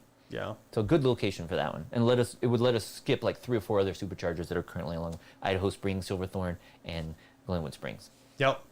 For those of you watching, I'm 20 minutes behind on comments. We're going to get through them, though, I promise. So what time after So the hour I'm at is that? 6:45. White Beast 68 said you should do another channel all about your reptiles. I'd watch that for sure. Maybe coming soon. So I'm not busy enough. But no, I have thought about that. I've had a lot of people reach out, say they want it. I've even had some bigger people in the reptile community that I've dealt with before reach out and want to do some collabs and stuff with what I have in my collection. So I'm sure it'll eventually happen for sure. Diego said, now that you've been driving the S for a few days, would you get a yoke for the Y? I know you had it for a bit. I actually don't mind the yoke. It's an interesting learning curve if you've never driven one, but I've gotten really used to it. I enjoy it, for sure. I like it. Jamie said, finally received 2021. James, sorry. Wow. I'm blind. Received 2021.24.10. Confirmed I have auto-dimming mirrors. Can't log into Spotify now, but don't want to miss your stream messing with Spotify. Well, thank you for watching. I don't think we've got the .10 yet update. I think we're still on .5. I think Y has the 10. Oh, okay. It just got it one or somebody has the 10. It got one 3 a.m. in the morning. I think for some reason I woke up and installed it. But yeah. Yeah. I'll look real quick. Oh no. I think it went from 4 to 5. So maybe it's on 20. Well, this needs to update. It says 32.5. Oh, it is on 2021.32.5 for the Plaid. So you should have those same changes. Yeah. But the Y is now on 2021.24.10. Oh, it is on. Yeah. Okay. Yeah. We've had a lot of updates the past few days. It's been kind of nuts. May said my Plaid white seats carbon fiber trim now says November 2nd to the 22nd. Yeah, I can't remember if that's delayed, but that's good. At least he has a date range there. Yeah. And he's got that carbon fiber trim, which is nice. That's what we've got in ours. I wish I could get that on the long range, but unfortunately, you can't get that standard. We will show you how to get that in the future. Yeah. Let's see. You Jeff don't said, need to buy another Plaid. Don't leak anything. But yes, you don't need to buy another Plaid. But that's what we did. We spent $130,000 on a Plaid for the interior, just for the carbon fiber trim. No, I'm just kidding. Not really though. Jeff said FSD needs a proper media spokesman from Tesla. I mean, at this point, it wouldn't hurt. Not gonna lie. AKA PR department. True. Let's see. Do you think they'll put new interior door panels on the Y that is now coming in the 3? Yes, I think once they get through their current stock, they probably will be. Because in China, they're getting the new door panels for Y. Let's see. Robert said, hopefully our data is still kept private. Yeah, hopefully. That's That's the big issue with the whole NHTSA request. Spice is Live said, are they asking the same info from other manufacturers? No, not that I'm aware of. Any insider tips when Abstract Ocean will have refresh accessories available soon? I think he posted it on Twitter, but I think the new screen protectors are like a month or so out. Month, give or take. I don't know if Abstract Ocean, if you're in chat, if you guys want to let us know, that'd be great. Let's see. Where was I? Let's see. Where were we? A lot of messages that I've already answered. Yeah. Robert said, when y'all went to Iceland, did y'all think EV integration was better than the U.S. cars, chargers, etc.? That was the first time we've ever done a road trip using something besides a supercharger network. But that being said, the nice thing is that since it is Europe in Iceland, they did have that CCS connector, and that's what the car had in it. So we were able to use those other networks without using an adapter. So that made it really easy. In the United States, if we were to try to do a road trip and use other networks, we'd have to use the CHAdeMO adapter or a CCS adapter that doesn't come from Tesla. And then we have heard, lots of billing issues. But speaking of which, Electrify America does have free charging this weekend because they tend to have a lot of problems. They're just like, here, it's free this weekend, so you don't have to have any authorization issues trying to charge. But definitely, I thought it was easy there in Iceland. We did have to have a separate app because the On network, which we used when we couldn't choose the superchargers, the On network had its own app, and those didn't show up necessarily. I don't think they were in the navigation at all. And so that was one problem, though, is that we couldn't precondition when going to those, and they were a lot slower. They were only like 50 kilowatts, and had we been able to precondition, we'd be able to warm up the battery a little more, because we couldn't get the car up to speed because the speed limits in Iceland are slow. We're like 54 miles an hour max, 90 kilometers at the max. And so basically the battery really never got that warm. And so being able to precondition on those third-party ones would have allowed the batteries to charge at 50 kilowatts when we first plugged in. Unfortunately, when we plugged in, they would only charge at like 38, and then it would take like an hour to ramp up to 50 kilowatts. And so that just took some time. But ease of use, it was good once we figured out we had to tag or swipe the badge or whatever. I was a total newbie. Yeah. But I just like how Tesla's just so integrated. You just plug in, you don't have to worry about it. Yeah. I really like that. But luckily, though, we were able to drive around the entire country. We didn't get stranded and have any problems like that. No range anxiety, nothing. Nope, not at all. Let's see. Bando X Games. I think I might have missed this dono. His $2 dono said the Tesla T logo on the Plaid swapped out. Yes, I did get it swapped out for like the carbon fiber look one. Video on that this week. It looks really good. Yeah, it's much better than Friday video. Yeah. Yeah. Whoops. Okay. Let's see. Devon asked, do you know if pre-refresh spoilers for the S will fit on the new models? We've heard, yes. Because I've seen T Sportline has tested theirs and they say it will fit. I know that I think Unplugged Performance said theirs will fit as well. And I've seen some retailers on eBay that say it still fits. Basically, it looks the same it looks different between the pre-refresh spoiler and the refresh spoiler. And if you contact Tesla, they'll say it doesn't fit, but that's just because it's a new part number and it's a new design. It's a new design, and if they pull it up, it says that basically only that 2021 spoiler fits on the 2021 car. They haven't bothered to test it out, so they will tell you it doesn't work. But from all the retailers we've checked with, it should work. Yeah. It'll just look like the old spoiler though versus the new design. Yeah. So I'm gonna give you guys a simulation here. We should do a quick. We should also do a quick. You could do a quick like TikTok or this is Instagram. The spoiler. This is the hatch. The old spoiler would just sit on here. The new one kind of like goes around it, like wraps around the edge, kind of like the Model Y spoiler. Exactly, right? Like the Model Y. And so we should do like a quick like Instagram video or tweet it out or something. Just a quick comparison of just the two spoilers, because maybe and we can measure them. But I think they're the same. But one no, of them they are completely different. Well, sizes. Okay, yeah. But I mean, they'll both fit. Yeah. They'll both fit. Yeah. Because the hatch is the same, is what I meant. Although I haven't seen anyone try one of the Tesla old spoilers on the new. No, but that's what I would assume. That's what I said. Yeah, people on eBay are saying that it'll fit on all of them. Ken said legal tint. Driver and passenger windows look dark. Yep. But I think isn't it like 30 in Colorado? It is not legal. But isn't it 30 in Colorado? I think it's 35. Oh, for legal. I think mine's like 20 or 25. And then on the front and rear, I did like 40. I have no problem seeing out at night though. That I don't have any like hazing or anything weird. So I'm super happy with that tint, and it looks great. I used to do really dark tint because I had white interiors on everything, and the white interior really kind of brightens it up a little bit. So this one I didn't go quite as dark, but it's still dark. It looks really good though. Bill said, so annoyed I was supposed to pick up my Model Y on Tuesday, but it's stuck in New Jersey on a rail car. Oh no, see, in New Jersey's on a rail issues. car. Hopefully it's high enough it's safe. Yeah. Like Fingers crossed for you, and Bill. They're just delayed there in New Jersey just because of the storm damage, and it's not that all of them there are, but I'm sure that's causing problems and unfortunate timing for your delivery. Proton said, will Tesla fix any paint problems caused by manufacturing? Yeah, I'm pretty sure. I don't see why they wouldn't. Like, if you see like any like paint defects, definitely note it when you're taking delivery. And everyone I've talked to has had no problem getting them to fix it. Yeah. Let's see. John said, "Are the pups twins?" Yes, they are. Speaking of which, they're tired too. They're They sleep a lot, and then they run around, and then they sleep, and then they run around, and they sleep.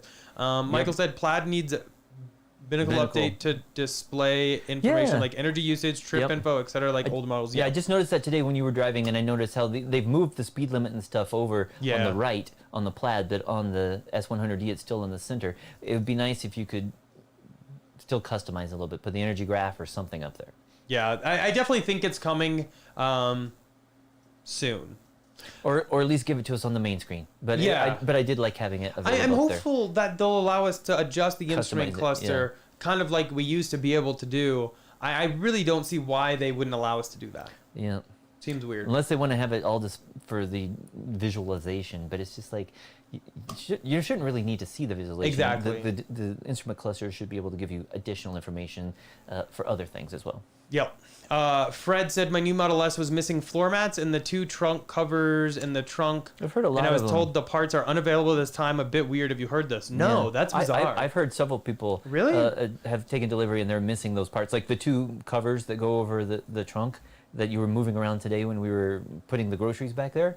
Those little covers are not there, and sometimes the floor mat. So yeah, I think they're just that's bizarre. They don't want to delay your delivery, so definitely put that as a due bill or whatever, and they'll give them to you eventually. But there's no reason to delay delivering the car just missing those parts. I mean, I guess they're not even available in the Tesla shop, so yeah, they'll come eventually. But yeah, it is unfortunate you don't get everything at delivery date. Yep.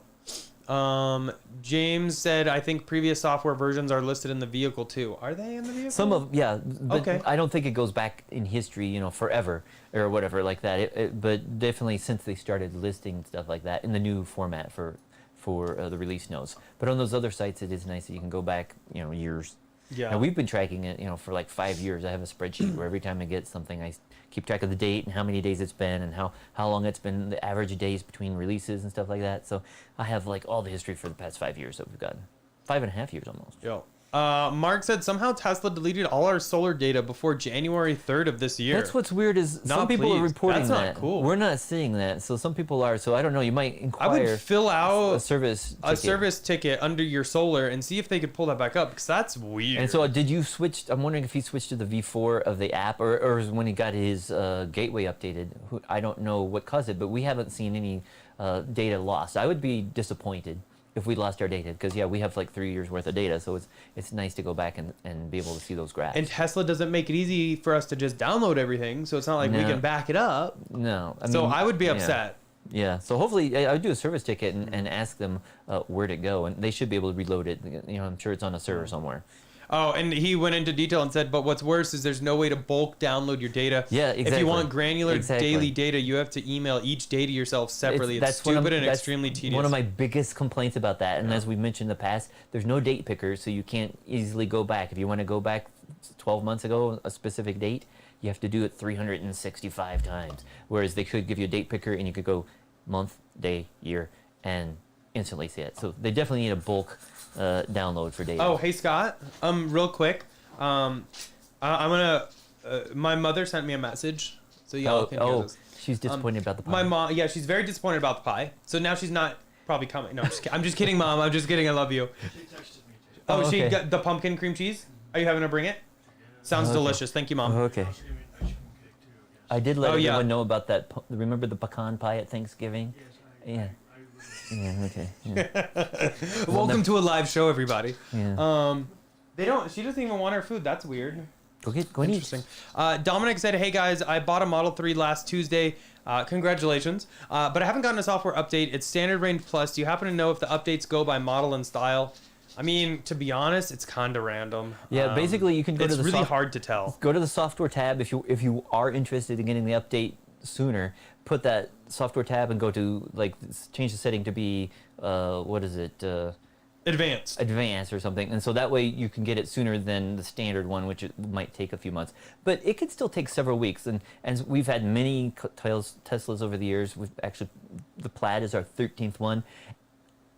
Usually you don't get one within a couple weeks. It's like the software version that it's delivered with has been on that car since it was manufactured. Yeah. And then, they don't typically upgrade the software when they deliver it. And so it might be a few weeks. And we've only had one update, I believe, on the Plaid so far. We've had the car for about 3 weeks tomorrow. We've only had the one update, and we just got it a couple days ago. Yep. And that's typical. So don't worry about it. And then, but as we saw with the Y, we got an update maybe on Wednesday or Thursday. Then we got another one on Saturday. So once you get in the queue, you'll get them when you get them. There's nothing you can do. It can be frustrating. I do agree with that. But you get them when you get them. Yeah. Unfortunately, it's kind of the way it is. Sorry, I drank and I actually inhaled water. Slewdog said, in your opinion, which long-range vehicle with standard wheels is more comfy for everyday driving? The 3 with 18s or the Y with 19s? I would say the Y with 19s because, one, I think it's a little nicer of a ride height. But also, I think it's a little bit more suspension in there than the Model 3. And you can also put 18s, some 18s on a Y will fit. You can. It can look a little funny. Yeah, but you can do it. But it might be even more comfortable than a 19. So if you have those wheels and you have those cars, that's another possibility that was. I can't think of the sidewall on the 18s versus the sidewall on the 19s off the top of my head, but I want to say the 19s have more of a sidewall on the Y. I could be wrong, though. But that's something I'll also look into. Proton said, any info on Model Y getting retrofit for biodefense mode? No, but I do have the Tesla I know store they open. got a lot of requests on that in the past, and I thought it was supposed to be coming, but I haven't gotten an update on that yet. I haven't either. I'm just double checking and verifying that the shop doesn't all of a sudden poof, it's there. I do not see it in the shop yet either. That's where it'll be once it's available, to be honest. And it's going to be something that you can just order and then service will install for you. Kevin said Tesla FSD will soon be outlawed. That's why Elon is now hyping robots to keep the fanboys supporting the stock price. It's funny because I saw a lot of people talk about you can get a robot to drive your car, but I'm like, oh, it's still the same. That would be fun. Exactly the same thing. Yeah, but it's then you won't be able to fit as many people in the car. But yeah. Yeah. I don't know. It's just weird though that how the government does seem to be just focused on Tesla because there's a lot of other driver assistance technology out there on different manufacturers, but we're not hearing them being required to submit information. Yeah. Roger said 4 screws and the entire front plate of the wall connector comes off. Pop the new one on and 4 screws to install, then commission and you're done. Sell old one with new wall plate, profit. Was he talking about the? I think of the cord. For the cable? I think it was the cable. Super easy then. So yeah, it's definitely just turn the power off first. Yeah, so yeah, definitely do that. That's number 1 thing. And number 2 is check to make the powers off. And number 3 is triple check to make sure the power's off. Because that's a lot of power. But yeah, if you have any further questions, Sean, just let us know. May said, how often do you dust the die-cast shelf? Can't keep mine clean. It's a little dusty. I'm not going to lie to you. We have this little robot that we send out, and it goes out and cleans things for us. That was good. Yeah. That was good. I should have thought that. Okay. It is a little dusty, not going to lie. Some people actually asked me recently if there's any case that they can buy that fits them. I don't know of any, but there's got to be something out there exactly. like in arts and crafts stores or model shops. Because model cars are not old, or not new. People love them, and I know people collect them and everything. So there's got to be something. I suppose I could just do a piece of glass right there, but I mean that would make my life easier. Or those people that have their shoe collections inside. Oh yeah. The temperature control. You can have my die-cast collection. That. Yeah. That's funny. Fortunately, whatever. Mando X Game said my Model Y order now changed to December 1st through 30th. Guess Elon wants to get everything out by end of Q4. We just want to make sure that you have a great Christmas present. Yeah. And we're hoping that we get our X by then as well. Seems like there's supposed to be something else coming up. I don't know. We'll see. Yep. Proton said, can I buy the plaid floor mat? So, I don't know how much I can say, but hopefully it's available soon somewhere. Keep an eye out on my Twitter. I'll be tweeting it out. Fingers crossed it's available somewhere. I wanted to just kind of see what the initial impressions were on the floor mat, and it seems like a lot of you dig it, so I dig it too. I actually really like it. I have to get another one for the other entrance to the garage, and yeah. Keith said, are the Falcon Wing doors dependable and without issue? Any expected changes on Model X Plaid for Falcon doors?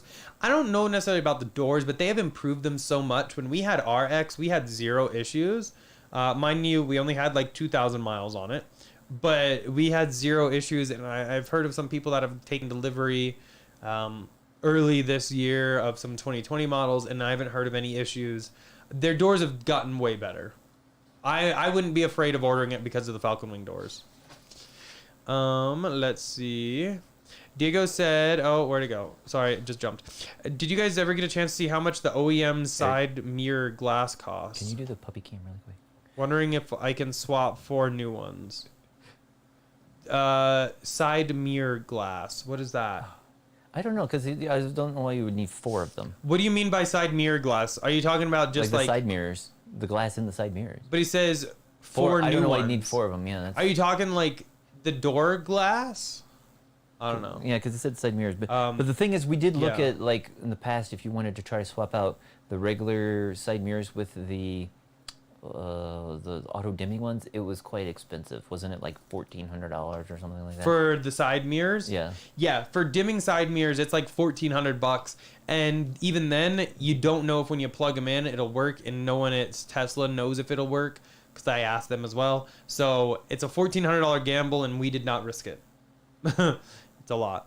Dog cam update. We have 2 puppies. You missed it though, but Layden was grooming Kit. It was quite cute, but oh well. That's why his ears turned inside out, because she was cleaning his ears for him. She was cleaning his ears. Yep. Greg said, have you tried any suspension upgrades from Up or Mountain Pass Performance on the Y? And if you did it make a huge difference? On the Y, I have not touched the suspension. On the Model 3, I have done springs from Unplugged, as then I moved to coilovers from Unplugged, but those were all race spec oriented, and I thought they worked great, but I didn't do any like comfort upgrades. Let's see. Sean said Abstract Ocean emailed me and said late September, we hope. Yes. Fingers crossed for the new screen protector. And they actually said, yep, hopefully later this month for the screen protectors, just finalizing the alignment frame. And the one right below that too is if it's made of glass. So yeah, they would have a glass one, just like the in the other models of vehicles. Exactly. Let's see. Have I seen the FSD video from Ukraine? I saw it tweeted, but we were out running around all day, so I haven't actually seen it, but I have it on my list. What is it? What is it? Someone in Ukraine got FSD beta. Oh, seriously? Well, I think... Oh, they enabled it themselves, or side-loaded or something. Side-loaded it. Yeah, okay. So we should watch that later, though. Colorado Model Y, thanks for joining. Said if you get pulled over, just roll down your windows so the cops can see. That's all they care about. So that's what I do. Like, if I get pulled over, since I do have heavy tinted windows, I just drop all 4 windows. It's better that way anyway, so they can see everything, and I don't... Yes. Let's see.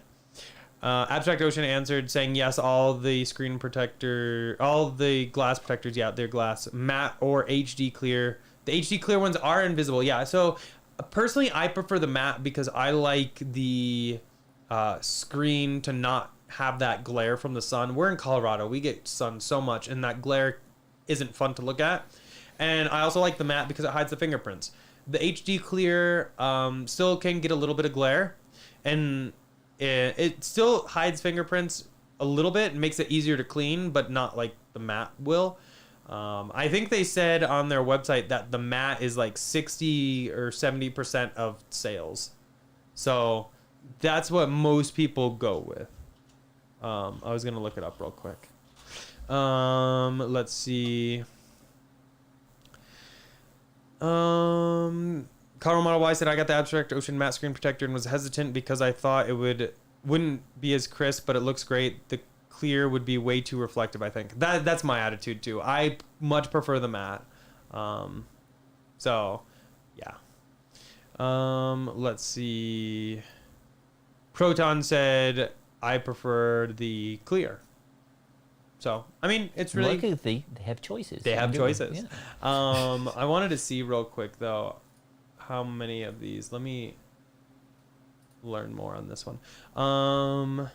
Because they said on here what? Oh, so 65% matte, 35% clear is what's ordered on those. Oh, interesting. So they have those stats up there. Yep. I mean, I like to see the stats because I think most people go with the matte just because they do want that anti-reflective and all that jazz. Let's see. Simo said, "What's Tesla's criteria for storm watch during Henry? Is that the next storm?" Yeah. No, I don't know because or was that was one in the past. Yeah. It came early. And stay on well after the storm passed. For Ida, it waited until the storm was almost on top of my area before activating.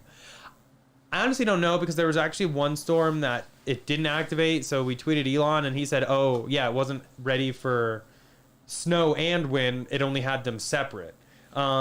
So they might still be playing around with how quick to activate them, but typically if there's a warning in it goes on. So if it's like a high wind warning or some other sort of warning, it would be there. It's like if you have a hurricane warning, then I think it would be starting to do storm watch. But if there's, I don't mean, do they have hurricane watches or do you know for weeks? Oh yeah, I don't know about that. I don't know. We don't live in a hurricane area, but definitely if there's a warning is when it should start doing the charging.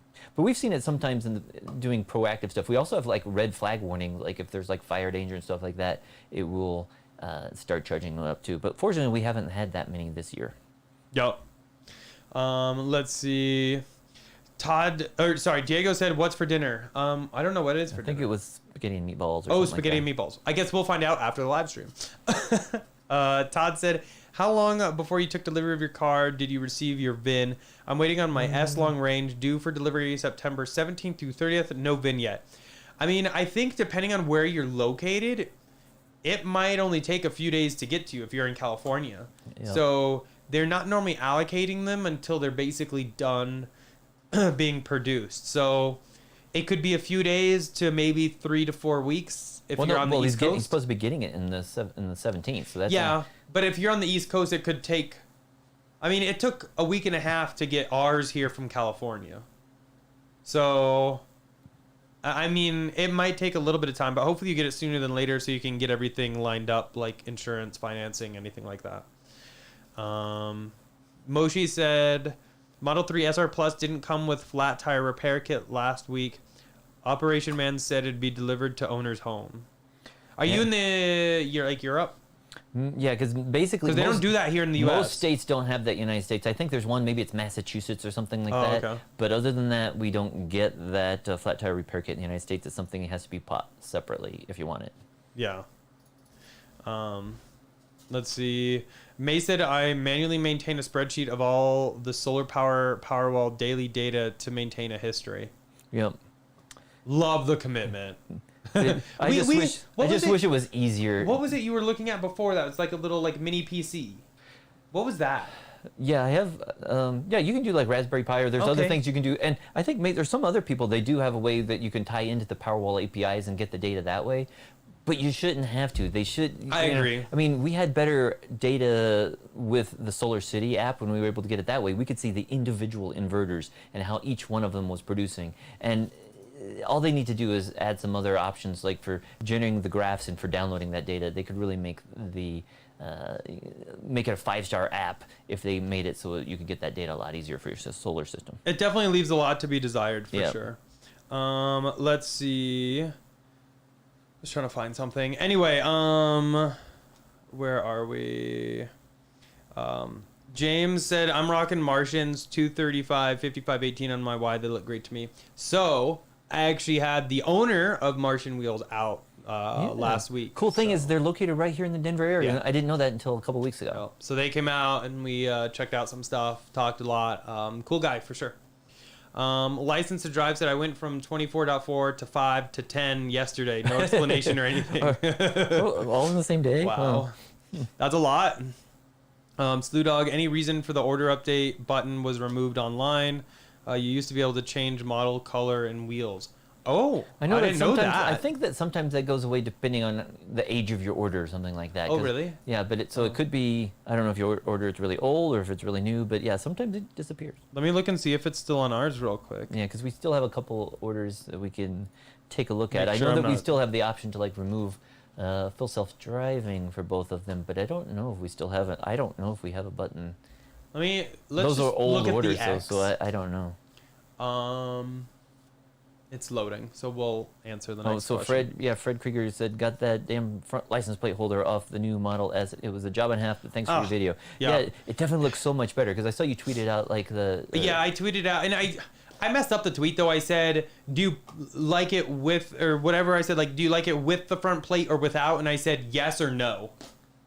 Because that really tells you what people thought. Oh, yeah. So I messed up the poll, but I'm just going to assume everyone likes it better without. Yeah. And to the people who said it's a plaid, don't care. I kind of agree. And in the past, Tesla, when they first came out with the refresh back in 2016, that was something that they didn't necessarily install. But then it came out that if the crash testing is done with that on there, then they have to be delivered with on that. So that way, that's why they have them all on there now. But you can just remove it if you don't need it on there. So that's nice. And they did make it a lot easier, because in the past, in 2016 through 2021 early, you had to use a special tool to remove the bolts, and it was bolted on underneath and had double-sided tape. So it's gotten a lot easier. I will say, though, the double-sided tape they use now is way stronger than what was on the other car. Oh. It was crazy I guess because strong. there's no bolts, they got to make up for it. But at least they don't have any holes in the bumper, because I know that in the past there were some cars in the past where they actually bolted it, screwed into the people's bumpers, and they were not happy. Wasn't it the original Model S's? The only way to put it on the front was to screw it? Maybe even the X, I'm not sure. But yeah, that's unfortunate. But there's a lot of like third-party ones too nowadays. But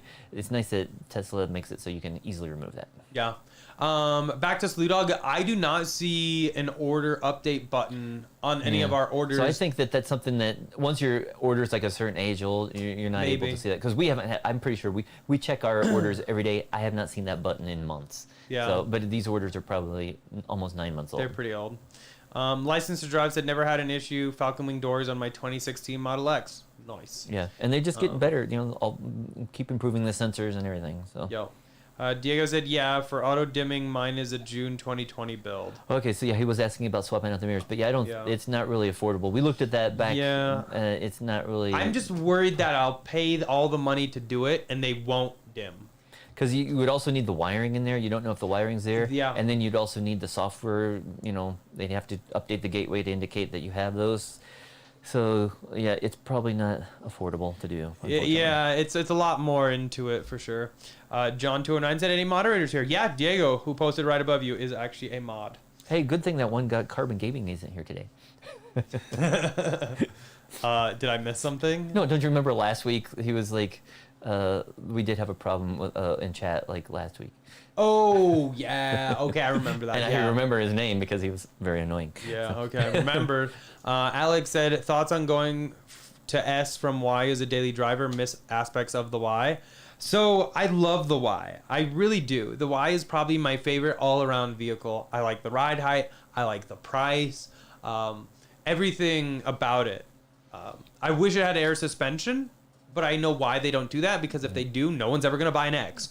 But with that said, though, you actually owned two S's before the Y, so you kind of went the opposite direction before. So you know what it was like. But now I'm going back to S. Yeah, I know, but I mean, you know what it was like to have an S, and but now you're going back. Exactly, and I guess like the big reason I'm going back to S is, one, it's plaid. It's kind of a given. It's ridiculous. Alien tech all over it. But the air suspension, I absolutely love. I love kind of everything about it. I just wish that it was kind of a seating position height-wise of Model X, because that is just a little bit more comfortable to get in and out of. But I'm really happy moving back to the S. I've had so much fun driving it lately. I love the S. Don't get me wrong, but the S kind of stagnant there. When we saw the 3 come out with all this cool stuff, and then the Y come out with all this cool stuff, and the S was the same. So I got kind of bored I mean to say it in a bad light, but I got kind of bored with the old S, and this really sparked everything back up. Proton said, is it really annoying how the back window of the Model Y doesn't go all the way down? How is that on Plaid? Do the back windows go all the way down? They don't go all the way down, but it's just because the way the door is shaped, the whole glass panel won't actually fit down in it. So, kind of a bummer, but I mean, in the back seats, you like most of the time would have kids or dogs, so you might not want it all the way down anyway. License to Drive said the Abstract Ocean matte screen protector is great, along with the pedals, the brake covers, and the cup holder adapter. Okay, I like their products. Love it. Thank you for supporting them because they help support a lot of Tesla people, and I really appreciate that. Amy also loves her matte screen protector. Let's see. Where was I? Okay, so yeah. Diego said he just added the swivel mount. It's a game changer. Yeah. So we just sent Diego a swivel screen mount. Was it last week? I think it was last week. A little over a week ago, yeah. So he might have just gotten as well as one of the new Abstract Ocean screen protectors that actually has silver ion microbial layer. Yeah. Antimicrobial layer. So we sent him one of those to play around with, and it sounds like he thoroughly enjoys it. And Amy said, I'm game if Eric installs it for me. You bet, Amy. Yeah. I'll do that. He's installed a few of them, so it's definitely not that difficult. I mean, to be honest, I did the one in his mom's car in like 15 minutes while filming stuff for Instagram. So I've done a few. I'm not like...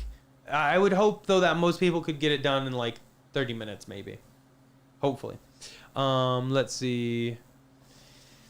Connor said, straw broke my back. Cybertruck delays finally made me get a Model Y. White performance on the way. Congratulations on the Y. And you can definitely trade that in for a Cybertruck when the time comes. Yep, you bet. But at least you'll be set because depending on when your order for that Cybertruck was, you might be able to get it next year or it might be 2 or 3 years. So definitely good to have a Tesla Model Y in the meantime. Definitely. Model Y is a great vehicle. Don't get me wrong. Let's see. But we do have a white performance Model Y for sale. So. Oh, hey. With a lot of really cool mods. Yeah. No, I'm just kidding. But no, seriously. It is for sale. Link in description, I think. Let's see. Bob said, why don't they include Showtime, HBO when they offer YouTube? It's probably a licensing. Can you go to like a bettertheater.com? You bet. So basically, there's still ways you can get to those. I think if you go to a bettertheater.com, there might be a couple other websites out there. But if you're in your car, go to that site, and you can get to these sites. It's just they provide the links to you. So while you can't... So does the lock icon just mean you have to sign in? I think you have to sign up for an account with a Better Theater or something like that. I don't know if you have to pay or if you just have to register. But basically, you can get links to these other services. And they have pretty much, very many streaming services on there. I don't want my info to pop up. Let me click on something and see what happens. And we've been really, I don't know if it looks like, is this from the same people as Better Route Planner? I don't believe so. I see they have their icon down there. I don't know if they copied or if they might have joined with them. I don't know for sure. But it doesn't nice, say on here. It is nice to see though that they do have the option so you could do HBO and stuff like that. So work around until Tesla officially adds it. Because that's one thing, I wish they had a TikTok. Because TikTok's, just quick videos. If you're just waiting for somebody in the car or if you're supercharging, it'd be nice if there was like a TikTok app so you could quickly just watch a few videos and yeah, so when I click on one of those other ones, it just pops this up to register for more apps. And I don't know if once you register, you then have to pay or what. I don't know, it doesn't really give a breakdown of anything. They don't have a lot of information there. And again, it's So anyways, check this site out and see. A Better Theater. That might allow you to see HBO and other services in your vehicle. Yep. But I'm sure Tesla doesn't do it because it's a lot of licensing agreements and stuff like that. I don't know what they have to do. Yeah. Plus, if they have to do an official app instead of just a link to their online streaming, so it's be more work for Tesla definitely. Yep. Let's see. Lex said, I don't know why they don't have a XM as an app like they do of Spotify. I don't know. I've never really used XM, so I'm not super familiar with it. Am I missing out? I mean, if you're out in the middle of nowhere, it's good because it's satellite. Yeah, I've never actually used it. But not all Teslas have the XM antenna. So, and that's one thing we're still waiting. Supposedly, the refresh Plaid and Long Range are supposed to have the XM antenna in it, but they don't have the software for it yet. So you can't actually get to it yet. But hopefully, it's a software update they can just release and turn it on at a later date. Yeah.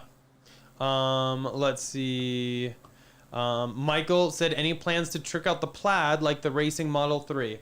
Not to that level, probably, but I wanted to do a big giant wing on it, something ridiculous, because I like that. But unfortunately, the only way to do it is you actually have to mount it to the body. So you either need holes in the hatch or holes in the bumper, depending on how you mount the wing. It's a lot more into it than just mounting it with double-sided tape like a regular spoiler. Now, I still want a bigger spoiler than the OEM one, so hopefully I can find something on that. But I don't know. I don't know what all I could necessarily do to it. It already does have really good suspension, so I probably wouldn't mess with that much. Maybe sway bars. I don't think we're gonna do anything too crazy. I definitely need a set of lightweight rims and some race tires. But yeah, we're gonna have some fun with it. Definitely plans to swap out the wheels a few times, but a few times. Yep. Yeah. Pierre, thank you for the $5 super chat. Really appreciate that. I said, I ordered the Plaid Spaceballs tribute emblems and Model S Jupiter carbon fiber spoiler from RPM. Was that spoiler a good pick? I honestly am not familiar. I wonder what did Jason name his vehicle? Remember it was Schwartz or something like that, remember? Yes. Yeah, so he basically is the Spaceballs tribute as well. Yeah. Yeah. So but, if you're a fan of the movie, you know what that means. Yeah, I'm not familiar with that spoiler though. So yeah, sorry about that. We'll have to look that up. Let's see. Fred said, hate the front plates. Oh, thank you for the super chat though, Pierre. I really do appreciate it. Fred said, hate the front plates. Lived in New Jersey and wouldn't put a front plate on my Porsche. Wife got a ticket, went to court. Judge giggled and dismissed the ticket. Nice. Yeah. See, for me, I would have to hire an attorney. It'd be $10,000 and boom, maybe dismissed. Not speaking from experience or anything, it was not for a front plate. But anyway, in Colorado, it said it's like between a $25 and $100 fine, but it's no points on your license. So it's like, fine. Yeah, and in many places, it's just like a fix-it ticket. You exactly. can just take it in. Most are fix-its. And show it to them. They'll look at it and be like, okay, and then you can leave and take it back off. So but I keep mine in my frunk because the darn thing just keeps falling off. That double-sided tape, yeah. What are you gonna do? See the wink? Okay, that's what you do. Let's see. California has Spare the Air Day. Would be nice to see air quality warning on Tesla like auto calculated. Yeah, that was something that we saw. It actually though in the renderings for the refreshed Model S. Let me see if I can find it. I don't know if it still has it, but when they first announced it back in January, if you looked at some of the screens, it had the air quality listed there, like next to the temperature and the time. And so that's something that even they should have a sensor, especially in places like China. You think they'd have a sensor. Some cars do have that, but even if they're not going to do that, they should be able to get that off the internet. But you think that if you're in a car, you might want the actual value, from where your car is. So is it still there? Eric's checking now. Do you remember where it might have been? It was one of the screens. I don't remember which one, but if you're not finding it, then they might have changed it. So, but yeah. So I'm not necessarily seeing it in any of these. So we'll have to watch for that. We'll have to take a look and see if we can find that image. Because just like the screen was supposed to tilt, maybe they got rid of that air quality. But I mean, that's just like a software thing. Like, how hard could that really be to like? Well, it depends on if you need a sensor as well. Because they could either do it right in the car, or they could just pull it off the internet. Just pull it off the internet. Because like if you look at your windows right now, it says the air quality next to the temperature. They added that a couple weeks back. But it'd be nice to get the actual value exactly where your car is at. So hopefully they do have a sensor in there for that. Yeah. Let's see. License drive said dialed up 145 miles on an Audi Q8 with the Y performance. These things are no joke. Yeah, just be careful. Just be careful. A little this and that said some of my fave people. What's going on? Still waiting on my January S long range order. No VIN or projected delivery so date. You're still waiting. Nothing. That's unfortunate. Yeah, we finally got a delivery date on ours. They had it for November for a while, and then they moved it up to October. So I'm guessing if you're still waiting, you probably have like a white interior as well. So hopefully they'll start pushing those out, because I even saw some people getting like September delivery dates. So that's just a few weeks away. So hopefully we'll start hearing a much more in the coming month. Yep. And in terms of your other question, a little bit of this and that about the 17-inch screen and the Y. I am no longer gonna be pursuing that or like any other mods in the Y since we were selling it. But everyone I had talked to that has a lot of knowledge with like electrical and everything said it's just like trying to find a way to power it and everything else is probably going to be a nightmare. So no longer going to be doing that, unfortunately. Let's see. Simo said, does Tesla notify you when a VIN's assigned? My estimated delivery date's the second half of this month. Do they email you? I don't think so. You just gotta check your page. Because I mean, we checked it like 100 times a day between the both of us. They don't really notify you. Okay. So I would just go check if you want to see a VIN. Yeah. If it's there. Yeah. Speed Limit Review said, thanks for the live stream, guys. It was awesome as always. Have a great night. Love the new wrap. Thank you. Glad to have you here. Let's see. License Your Drive says you can actually get to HBO Max if you go to YouTube and search for yeah. that. So there's other ways to get it besides interesting. That. And then they were talking about other possible websites. I know there's a few other websites. I can't remember them off the top of my head, but there's a few other like Tesla-centric websites that are out there that just some of them do have like weather or wind. There's one where you can see the wind. Colorado Model Y. He said there's a Tesla Waze. Yeah, there's a version of that as well. And then of course, Better Route Planner works in the car or on your phone or on your computer. So there's all kinds of other apps out there. Yeah. Mark said, seems you could just use the browser in the new Model S to access streaming services and bookmark them. Yeah, you can do that. Does it play audio though? That's the thing is, yeah. I don't know. Yeah, I think that's what they do through that website is they kind of just pull up the link and do it, and it makes it go full screen. Yeah. So, whereas I think we've tried that, but if we were in the browser, it's not full screen. Yeah. Slew Dog said, did you use a Better Route Planner app for a road trip? Is it better than Tesla Route Planner? Better route? Yes. Better route seems super informative. Just not sure if it's always up to date like Tesla. It's way better than Tesla. It is. The nice thing I like about it though is you can really customize how you want to do it. If you want to go to a different supercharger, you can tell it, I want to go there. You can tell it what you want your ending charge level to be at. The amount of customization is so nice. You can tell it how much you want to be charged at each supercharger. You can choose every model of Tesla they've ever offered. Tesla is only trying to sell their current ones, and so if you go to Tesla Route Planner, it will only show like the current cars unless they've changed it recently. But you can't customize it at all. But Better Route Planner, you can put in like starting time, ending time, where you want to stop. You want to stay here for a longer meal. We use it all the time. That is our go-to thing before we do any road trips. Before we went around Iceland, we just plugged it in there and saw that, okay, we're going to have a couple spots where we won't be able to make it to the next supercharger. And that's when we said, oh, Eric, we need to stop at these on-network chargers. He contacted the guy we rented the Tesla from, and he's like, oh, yeah, I've got a key fob for you for on-network, and we had no problem with that. But definitely, we always use a Better Route Planner to make sure we can do the trip. There's a few other sites like that out there as well. Tesla Route Planner, or a Better Route Planner, it's gotten so many options now. It used to be, I think, a little simpler than what it is now. But the nice thing is they kind of have it, they have a simple, you can just go fill out a few things. But if you start clicking to open up the battery options, they're charging all these other options, there's a million different things you can change and really get a good estimate on things. And they do have a paid service as well, which gives you a little more like live weather or something, or traffic. We haven't ever really felt the need for that because their free product is just that great. Yeah, no, it is really, really nice. So definitely check it out. And the nice thing is you can actually make something, and if you create an account, you can save it. Yeah. And I think you can do like email. You can even share the link. Yeah, it gives you a unique link that identifies that trip, so you don't have to go type in all those criteria again. And you can share it to friends or family, or to your open it up in the car. And again, it works on the car's browser. It works on your phone. It works on your desktop computer, and it's great. And it's definitely pleased with that. Yep. Pierre said he sent a tweet about the spoiler and the plaid badge. Cool. I will definitely check it out as soon as we are done. Thank you again for the $2 super chat. Really do appreciate it.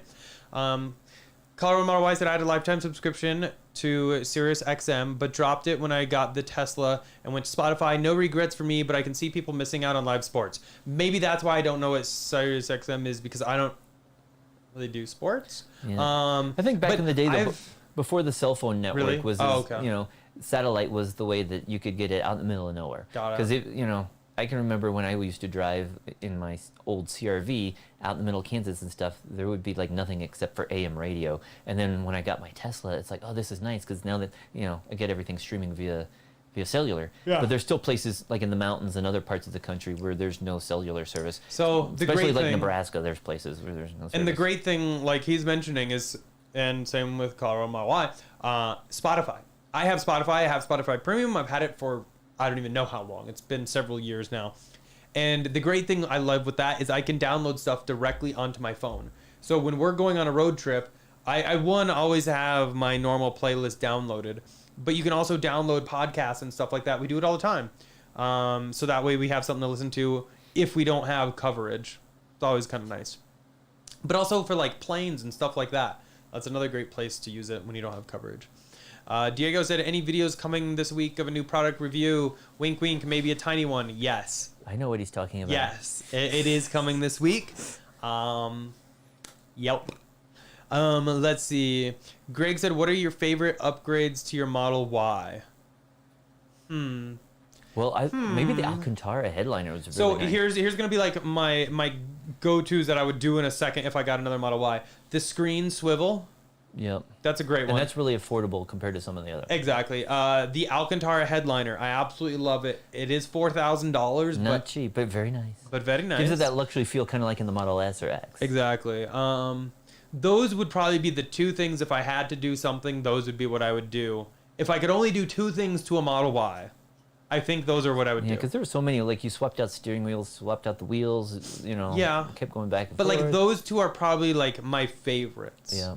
Obviously, a matte screen protector and stuff like that. And then also you got like is that the one that has the carbon fiber dash cap from Abstract dash Ocean? cap? Yeah, that was nice. Love that one too. Because again, it kind of makes it more like the S on the inside. Exactly. With that. But you got all the wraps, like the vinyl wraps on the center console. But you also upgraded the center console. How can you forget that? Well, the new ones have that already, so I didn't really include that. Yeah, but that's true. Most people aren't going to upgrade the center console, but that was a really good upgrade. Yeah. But also all the wraps, like it really. I'm gonna miss this Model Y just talking about it. There's a lot of customization. I really do like the Y. Maybe we should just keep it. Just kidding. I can't keep them all. But yeah, those are the two things I would definitely do if I got a Model Y and could only do two things. Deathshock had said Texas is $200 for no front license plate. Wow, that's a little more. Yeah, that's a little worse. The biggest thing here is if you want to avoid a ticket, don't park in public. Don't park on the street. Don't park in like public or in non-public lots like RTD lots and stuff like that. And also, I park in private lots at work. I park in private lots if I ever have to go anywhere in Denver, or if I'm out and about, I park in like store lots. If you ever are doing anything like that, they shouldn't be able to give you a ticket. Yeah, because also it's not a primary offense. So if you don't do anything that would give them reason to pull you over, I've heard some places they can. It might be different, but anyway, if you are going somewhere and you're afraid of not having a front license plate, make sure you always like pull in so the front of your car is blocked. Never back in so they can see, oh, there's clearly nothing. And for some of those states, there's some, if you do need a front plate, there's a lot of alternative, aftermarket parts that you can buy that you can just kind of slide a front plate holder onto like the kind of slides into underneath the grill. So it's temporary. So you could put that on for that drive, or if you're going to a place where it might be necessary. But even like in California, and some other states, they're allowing you to put like a wrap plate. And so it still looks, that's something you don't take off and put on temporarily, but it's like flat, so it's flush. It doesn't stick out. But the California is testing that, and you can actually get, even if it's a customized plate, you can get a wrap that just slaps on the front. Yeah, I have seen that before, and that actually didn't look terrible. I just don't even like the look of it on the car. Yeah. But if I had to, that would be the route I would go. Yeah. Not an actual front plate holder. Let's see. Bob said, what do you think about Nginx ghostwriting harness that brings Model Y from 4.8 to 3.2, 0 to 60, turns on summon mode and door handle access? I know we've heard that with some of these other products like that if Tesla finds out about them, they will disable them. And Tesla can see what's going on. Yeah. So you just got to be careful with some of those other things. I would just be a little hesitant. And also it depends on, unless you have some sort of warranty or something from whoever is selling you that they'll keep it updated. Because if Tesla could turn that off, if you spend $2,000 on it and Tesla turns it off tomorrow, I'd be upset. Unless they're going to turn it, give you your money back or give you a guarantee that they'll be able to re-enable all that functionality. Definitely. But yeah, I don't know. We haven't ever bought anything like that. I don't think we would. Nope. Amy said, any updates on retrofitting HEPA filter into the new Model Y? Unfortunately, nothing yet. Just keep your eye on the Tesla shop. Trust me, I'm keeping my eye on it too. And hopefully when that comes out, it'll be available for all. Let's see. Robert said, I think you can use the browser while driving to load XM in the browser and listen to it that way. Interesting. Well, that might work if you have cellular service, but if, Oh, yeah, but I guess, again, yeah. if you're out in the mountains and stuff place and there's no cellular, then that's where the satellite antenna actually helps. Yep. BXEYZ said, does the refresh Model S have bioweapon defense mode? Yes, it does. It's a lot smaller of a filter, but it does still have it.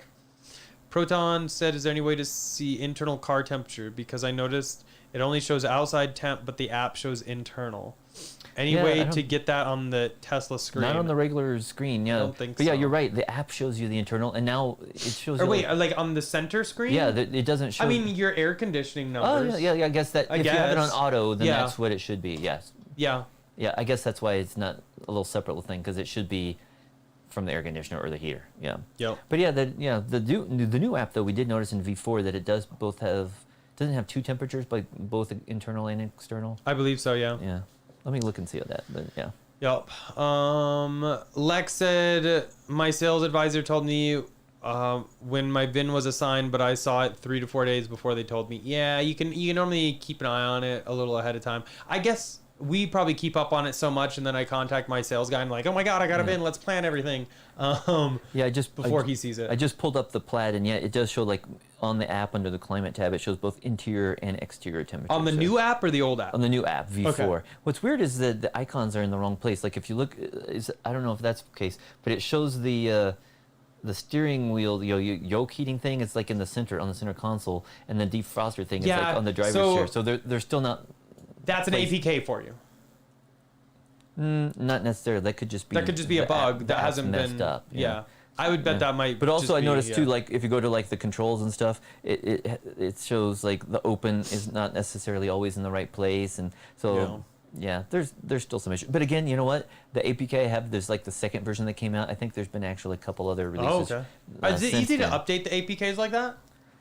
Yeah. Well, you just go download it, and then you have to download the whole thing again. Yeah, and then reinstall it. But yeah, they haven't come out with new ones, so hopefully we'll get the official one eventually, and I can see if it still has that same issue. Yep. Proton said, anyone else experiencing Bluetooth dropouts while driving? Then need to manually reconnect it. Super annoying while playing music. I haven't experienced that. I would maybe just try unpairing your device and repairing it. Because we use Bluetooth all the time. That's all especially I use. like when we do road trips around. Yeah. I think, was it in Iceland? Or whenever we do road trips, we listen to like podcasts and stuff like that, and music. But yeah, I don't think it's ever disconnected. Yep. Well, I mean, it might have, but it's not a regular thing. Yeah, James said, does the new Plaid have lumbar control? It does, doesn't it? Yes, both sides, both. Okay. Both. And speaking of which, though, the Model Y Performance that we have for sale has lumbar support on both seats as well. So if somebody really needs lumbar support for their passenger, we have a vehicle for you. Tesla Tim, thanks for joining. Really do appreciate it. And thanks for the words. We try to help, and we definitely like. Again, if you haven't seen us at the beginning, we talk about the news, and we like to go chat with you guys about questions you might have. And we've been around for a while, so we typically know the answer, but sometimes we get stumped. So then we have to go and like, hey, yeah, we don't know that, and then we go research it. So definitely glad to have you here and to answer your questions. Yep. Webplay said, just got our Plaid. Congratulations. What's your thought on driving the yoke for long periods of time? Feels kind of wide at first. It is a lot wider. Jumping back and forth between the Y and the Plaid, it's a little weird. But you should compare that to the regular S. Yeah, it's still wider. It is? Yeah, it's a big wheel. We should get the actual measurements on that. It might be the same width, but it's just down all the way instead of in the middle. Yeah. But I haven't really done too many long drives, but it's nice to just put my hand kind of at the bottom and rest it kind of on my leg and the yoke so I could take control if I need to. I find that to be a nice place to put it. Let's see. Connor asked about the Model Y Performance. So it's 3 to 4 week time. Do you think you can get it in the quarter end push? Oh, yeah. Depending on where you live, likely. They go all out, and they still have, over 3 weeks left. So I think you have a good chance. Yeah. Let's kind of see where we got. Robert said, do you all still have the Model 3 sent to Japan? If so, any plans with it soon? No, I have sold that over the summer. Back in June. And then 24 hours later, the buyer crashed it. Oops. I don't care. I don't know if he wants it out there or not. I don't really care. Sale was... It wasn't like... He was kind of a nightmare. It wasn't total. but it did have. And he still hasn't returned my license. Stupid license plate. Yeah. Well, and he got a tollway ticket with it, so I got that sent to me. He never responded about paying it, so I gave him his address. So. But yeah, so we don't have that car anymore. Yeah, kind of a nightmare. Let's see. Fred said there are front license plate holders that use the tow hook for mounting. Interesting. You just pop that out. Yeah, that'd be kind of nice. Let's see. Bumperplugs.com. I'll have to look that up. That could be interesting. Let's see. Yeah, so I actually have the new Tesla app on my iPad. So I just drive around with my iPad all the time. What? I don't know. I'm just looking for Mr. Bigglesworth. I don't know. Somebody's asking about Mr. Bigglesworth. I'm like, I don't know. Where is he? Boo. So this is Mr. Bigglesworth, yes. Oh, that was Mando. Yeah, okay. Yeah, Mando got it. I was like, I haven't seen him in a couple weeks. James said the new 4.0 app has worse reporting for Powerwalls and solar. Yes, we agree 100%. We can't stand. That's why I have the version 4 on my tablet, but I do not have it on my phone because we cannot stand the reporting in the new version 4.0. It's just you can't stack the graphs. There's so many graphs we could get before, and we can instantly see like a look back at the month of August and see, okay, there's one day all month long where our usage exceeded our solar, but it's so easy to see the data. But new graphs, there's 4 different graphs, you can't see any of that stuff. They screwed up on the graphs. Don't like them at all. It's slick on the car part, don't really have any complaints on that, but the graphs on the Powerwall stuff, not gonna lie, we don't like it. Sorry, I'm verifying something. Okay, it's an actual website. Thank God. Okay. Sorry. Oh, okay. I wanted to make sure something we talked about was actually legit. Connor said he's in Colorado Springs to answer the question. Cool. So yeah, I would imagine you'd get it by quarter end for sure. Let's now that see. they have a service center down there, they definitely should. John said never give your license plate to the new owner when you sell the car. So previously I had done it in a few periods where people had forgotten like a in tow plate or something like that, and this guy seemed cool, and I learned the hard way: don't do it.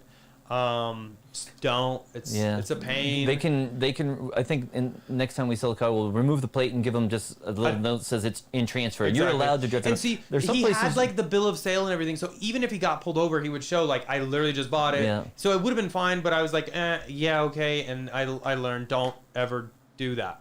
Yeah, and learn from me. Some places, some states, you can buy or you're supposed to buy a transfer plate or something, while you're driving. But I think too, I don't think a police officer is really gonna matter. Yeah, if as long as you show them you have that bill of sale and the registration stuff like that, and they can see, okay, they're not gonna throw you in jail or anything for not having a license plate. Yep. And you don't have to register it yet. Yeah, and when I tried fighting the tickets and everything, I gave them like the bill of sale and everything, and they were like, "Yep, no problem," and you're like not responsible for it, so that was nice.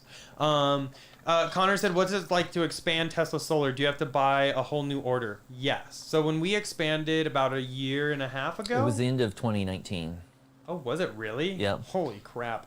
So I guess almost 2 years now.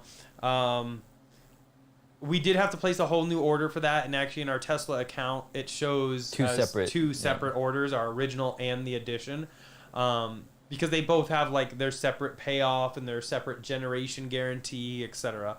I don't know if they still offer those guarantees, but in our systems we did. But basically, they just create a separate system. They were able to use our existing like Powerwall gateways, I guess, that we had, and some of the other conduit and stuff like that. They did install a new inverter for our system, so now we have 4 inverters on our 2 combined systems. But luckily, in the app, all of the numbers are totaled up, so we don't have to see 2 different pages. It just shows total production. So in the middle of the day, in like June, we'll be generating like 20 kilowatts, and we don't see one that says 16 and another one that says 4. It just adds it up and shows 20. Yeah. So it's nice, and it was all integrated. We didn't have to worry about anything. It just all worked. Yep. Amy said, "Did you get your plates back yet?" No. I need to just have my attorney write up a letter. Unfortunately, that's where we're at. James said Elon announced Q1 earnings call that they would have Tidal streaming music service as an app in the vehicles. I'm actually not familiar with Tidal. I've never even heard of it, to be honest. So I'll have to look that up. But yeah, hopefully if they said they would, they will. It would be nice if they had a few other options, I guess, I agree. for streaming. Yeah. Anyway, I guess that's pretty much it. We caught up, so sweet. Glad to have done that. We're a little over 2 hours, so I think we'll go ahead and probably call it there. Huge thanks to all the super chatters today, and huge thanks to everyone just kind of hanging out in chat. Again, super chat not necessary, but definitely appreciated. I really just enjoy watching the chat messages and everyone helping answer people's questions. Makes me feel all warm and fuzzy that we have a great community here that's willing to help everybody out. But yeah, I guess we'll kind of call it there. Again, huge thanks to our channel sponsor though, Abstract Ocean. If you guys aren't familiar with them, definitely check them out. I'll link down below. Using code Tesla Inventory, which you 15% off of your first purchase. A lot of really, really great, useful accessories. Great company to deal with. If you guys have any issues, they're amazing to deal with. I'm super happy with everything, and I've been testing some stuff out from them as well. Coming soon, so definitely keep your eyes open for that. But that's basically it. Definitely thumbs up if you enjoyed the live stream, and we will see you guys this week with some fun videos. Not going to do a video on Monday though because it is the holiday, but we will hit you up with Tuesday with a fun video and maybe a couple others this week. So stay tuned, and we will talk to you all next weekend. Bye.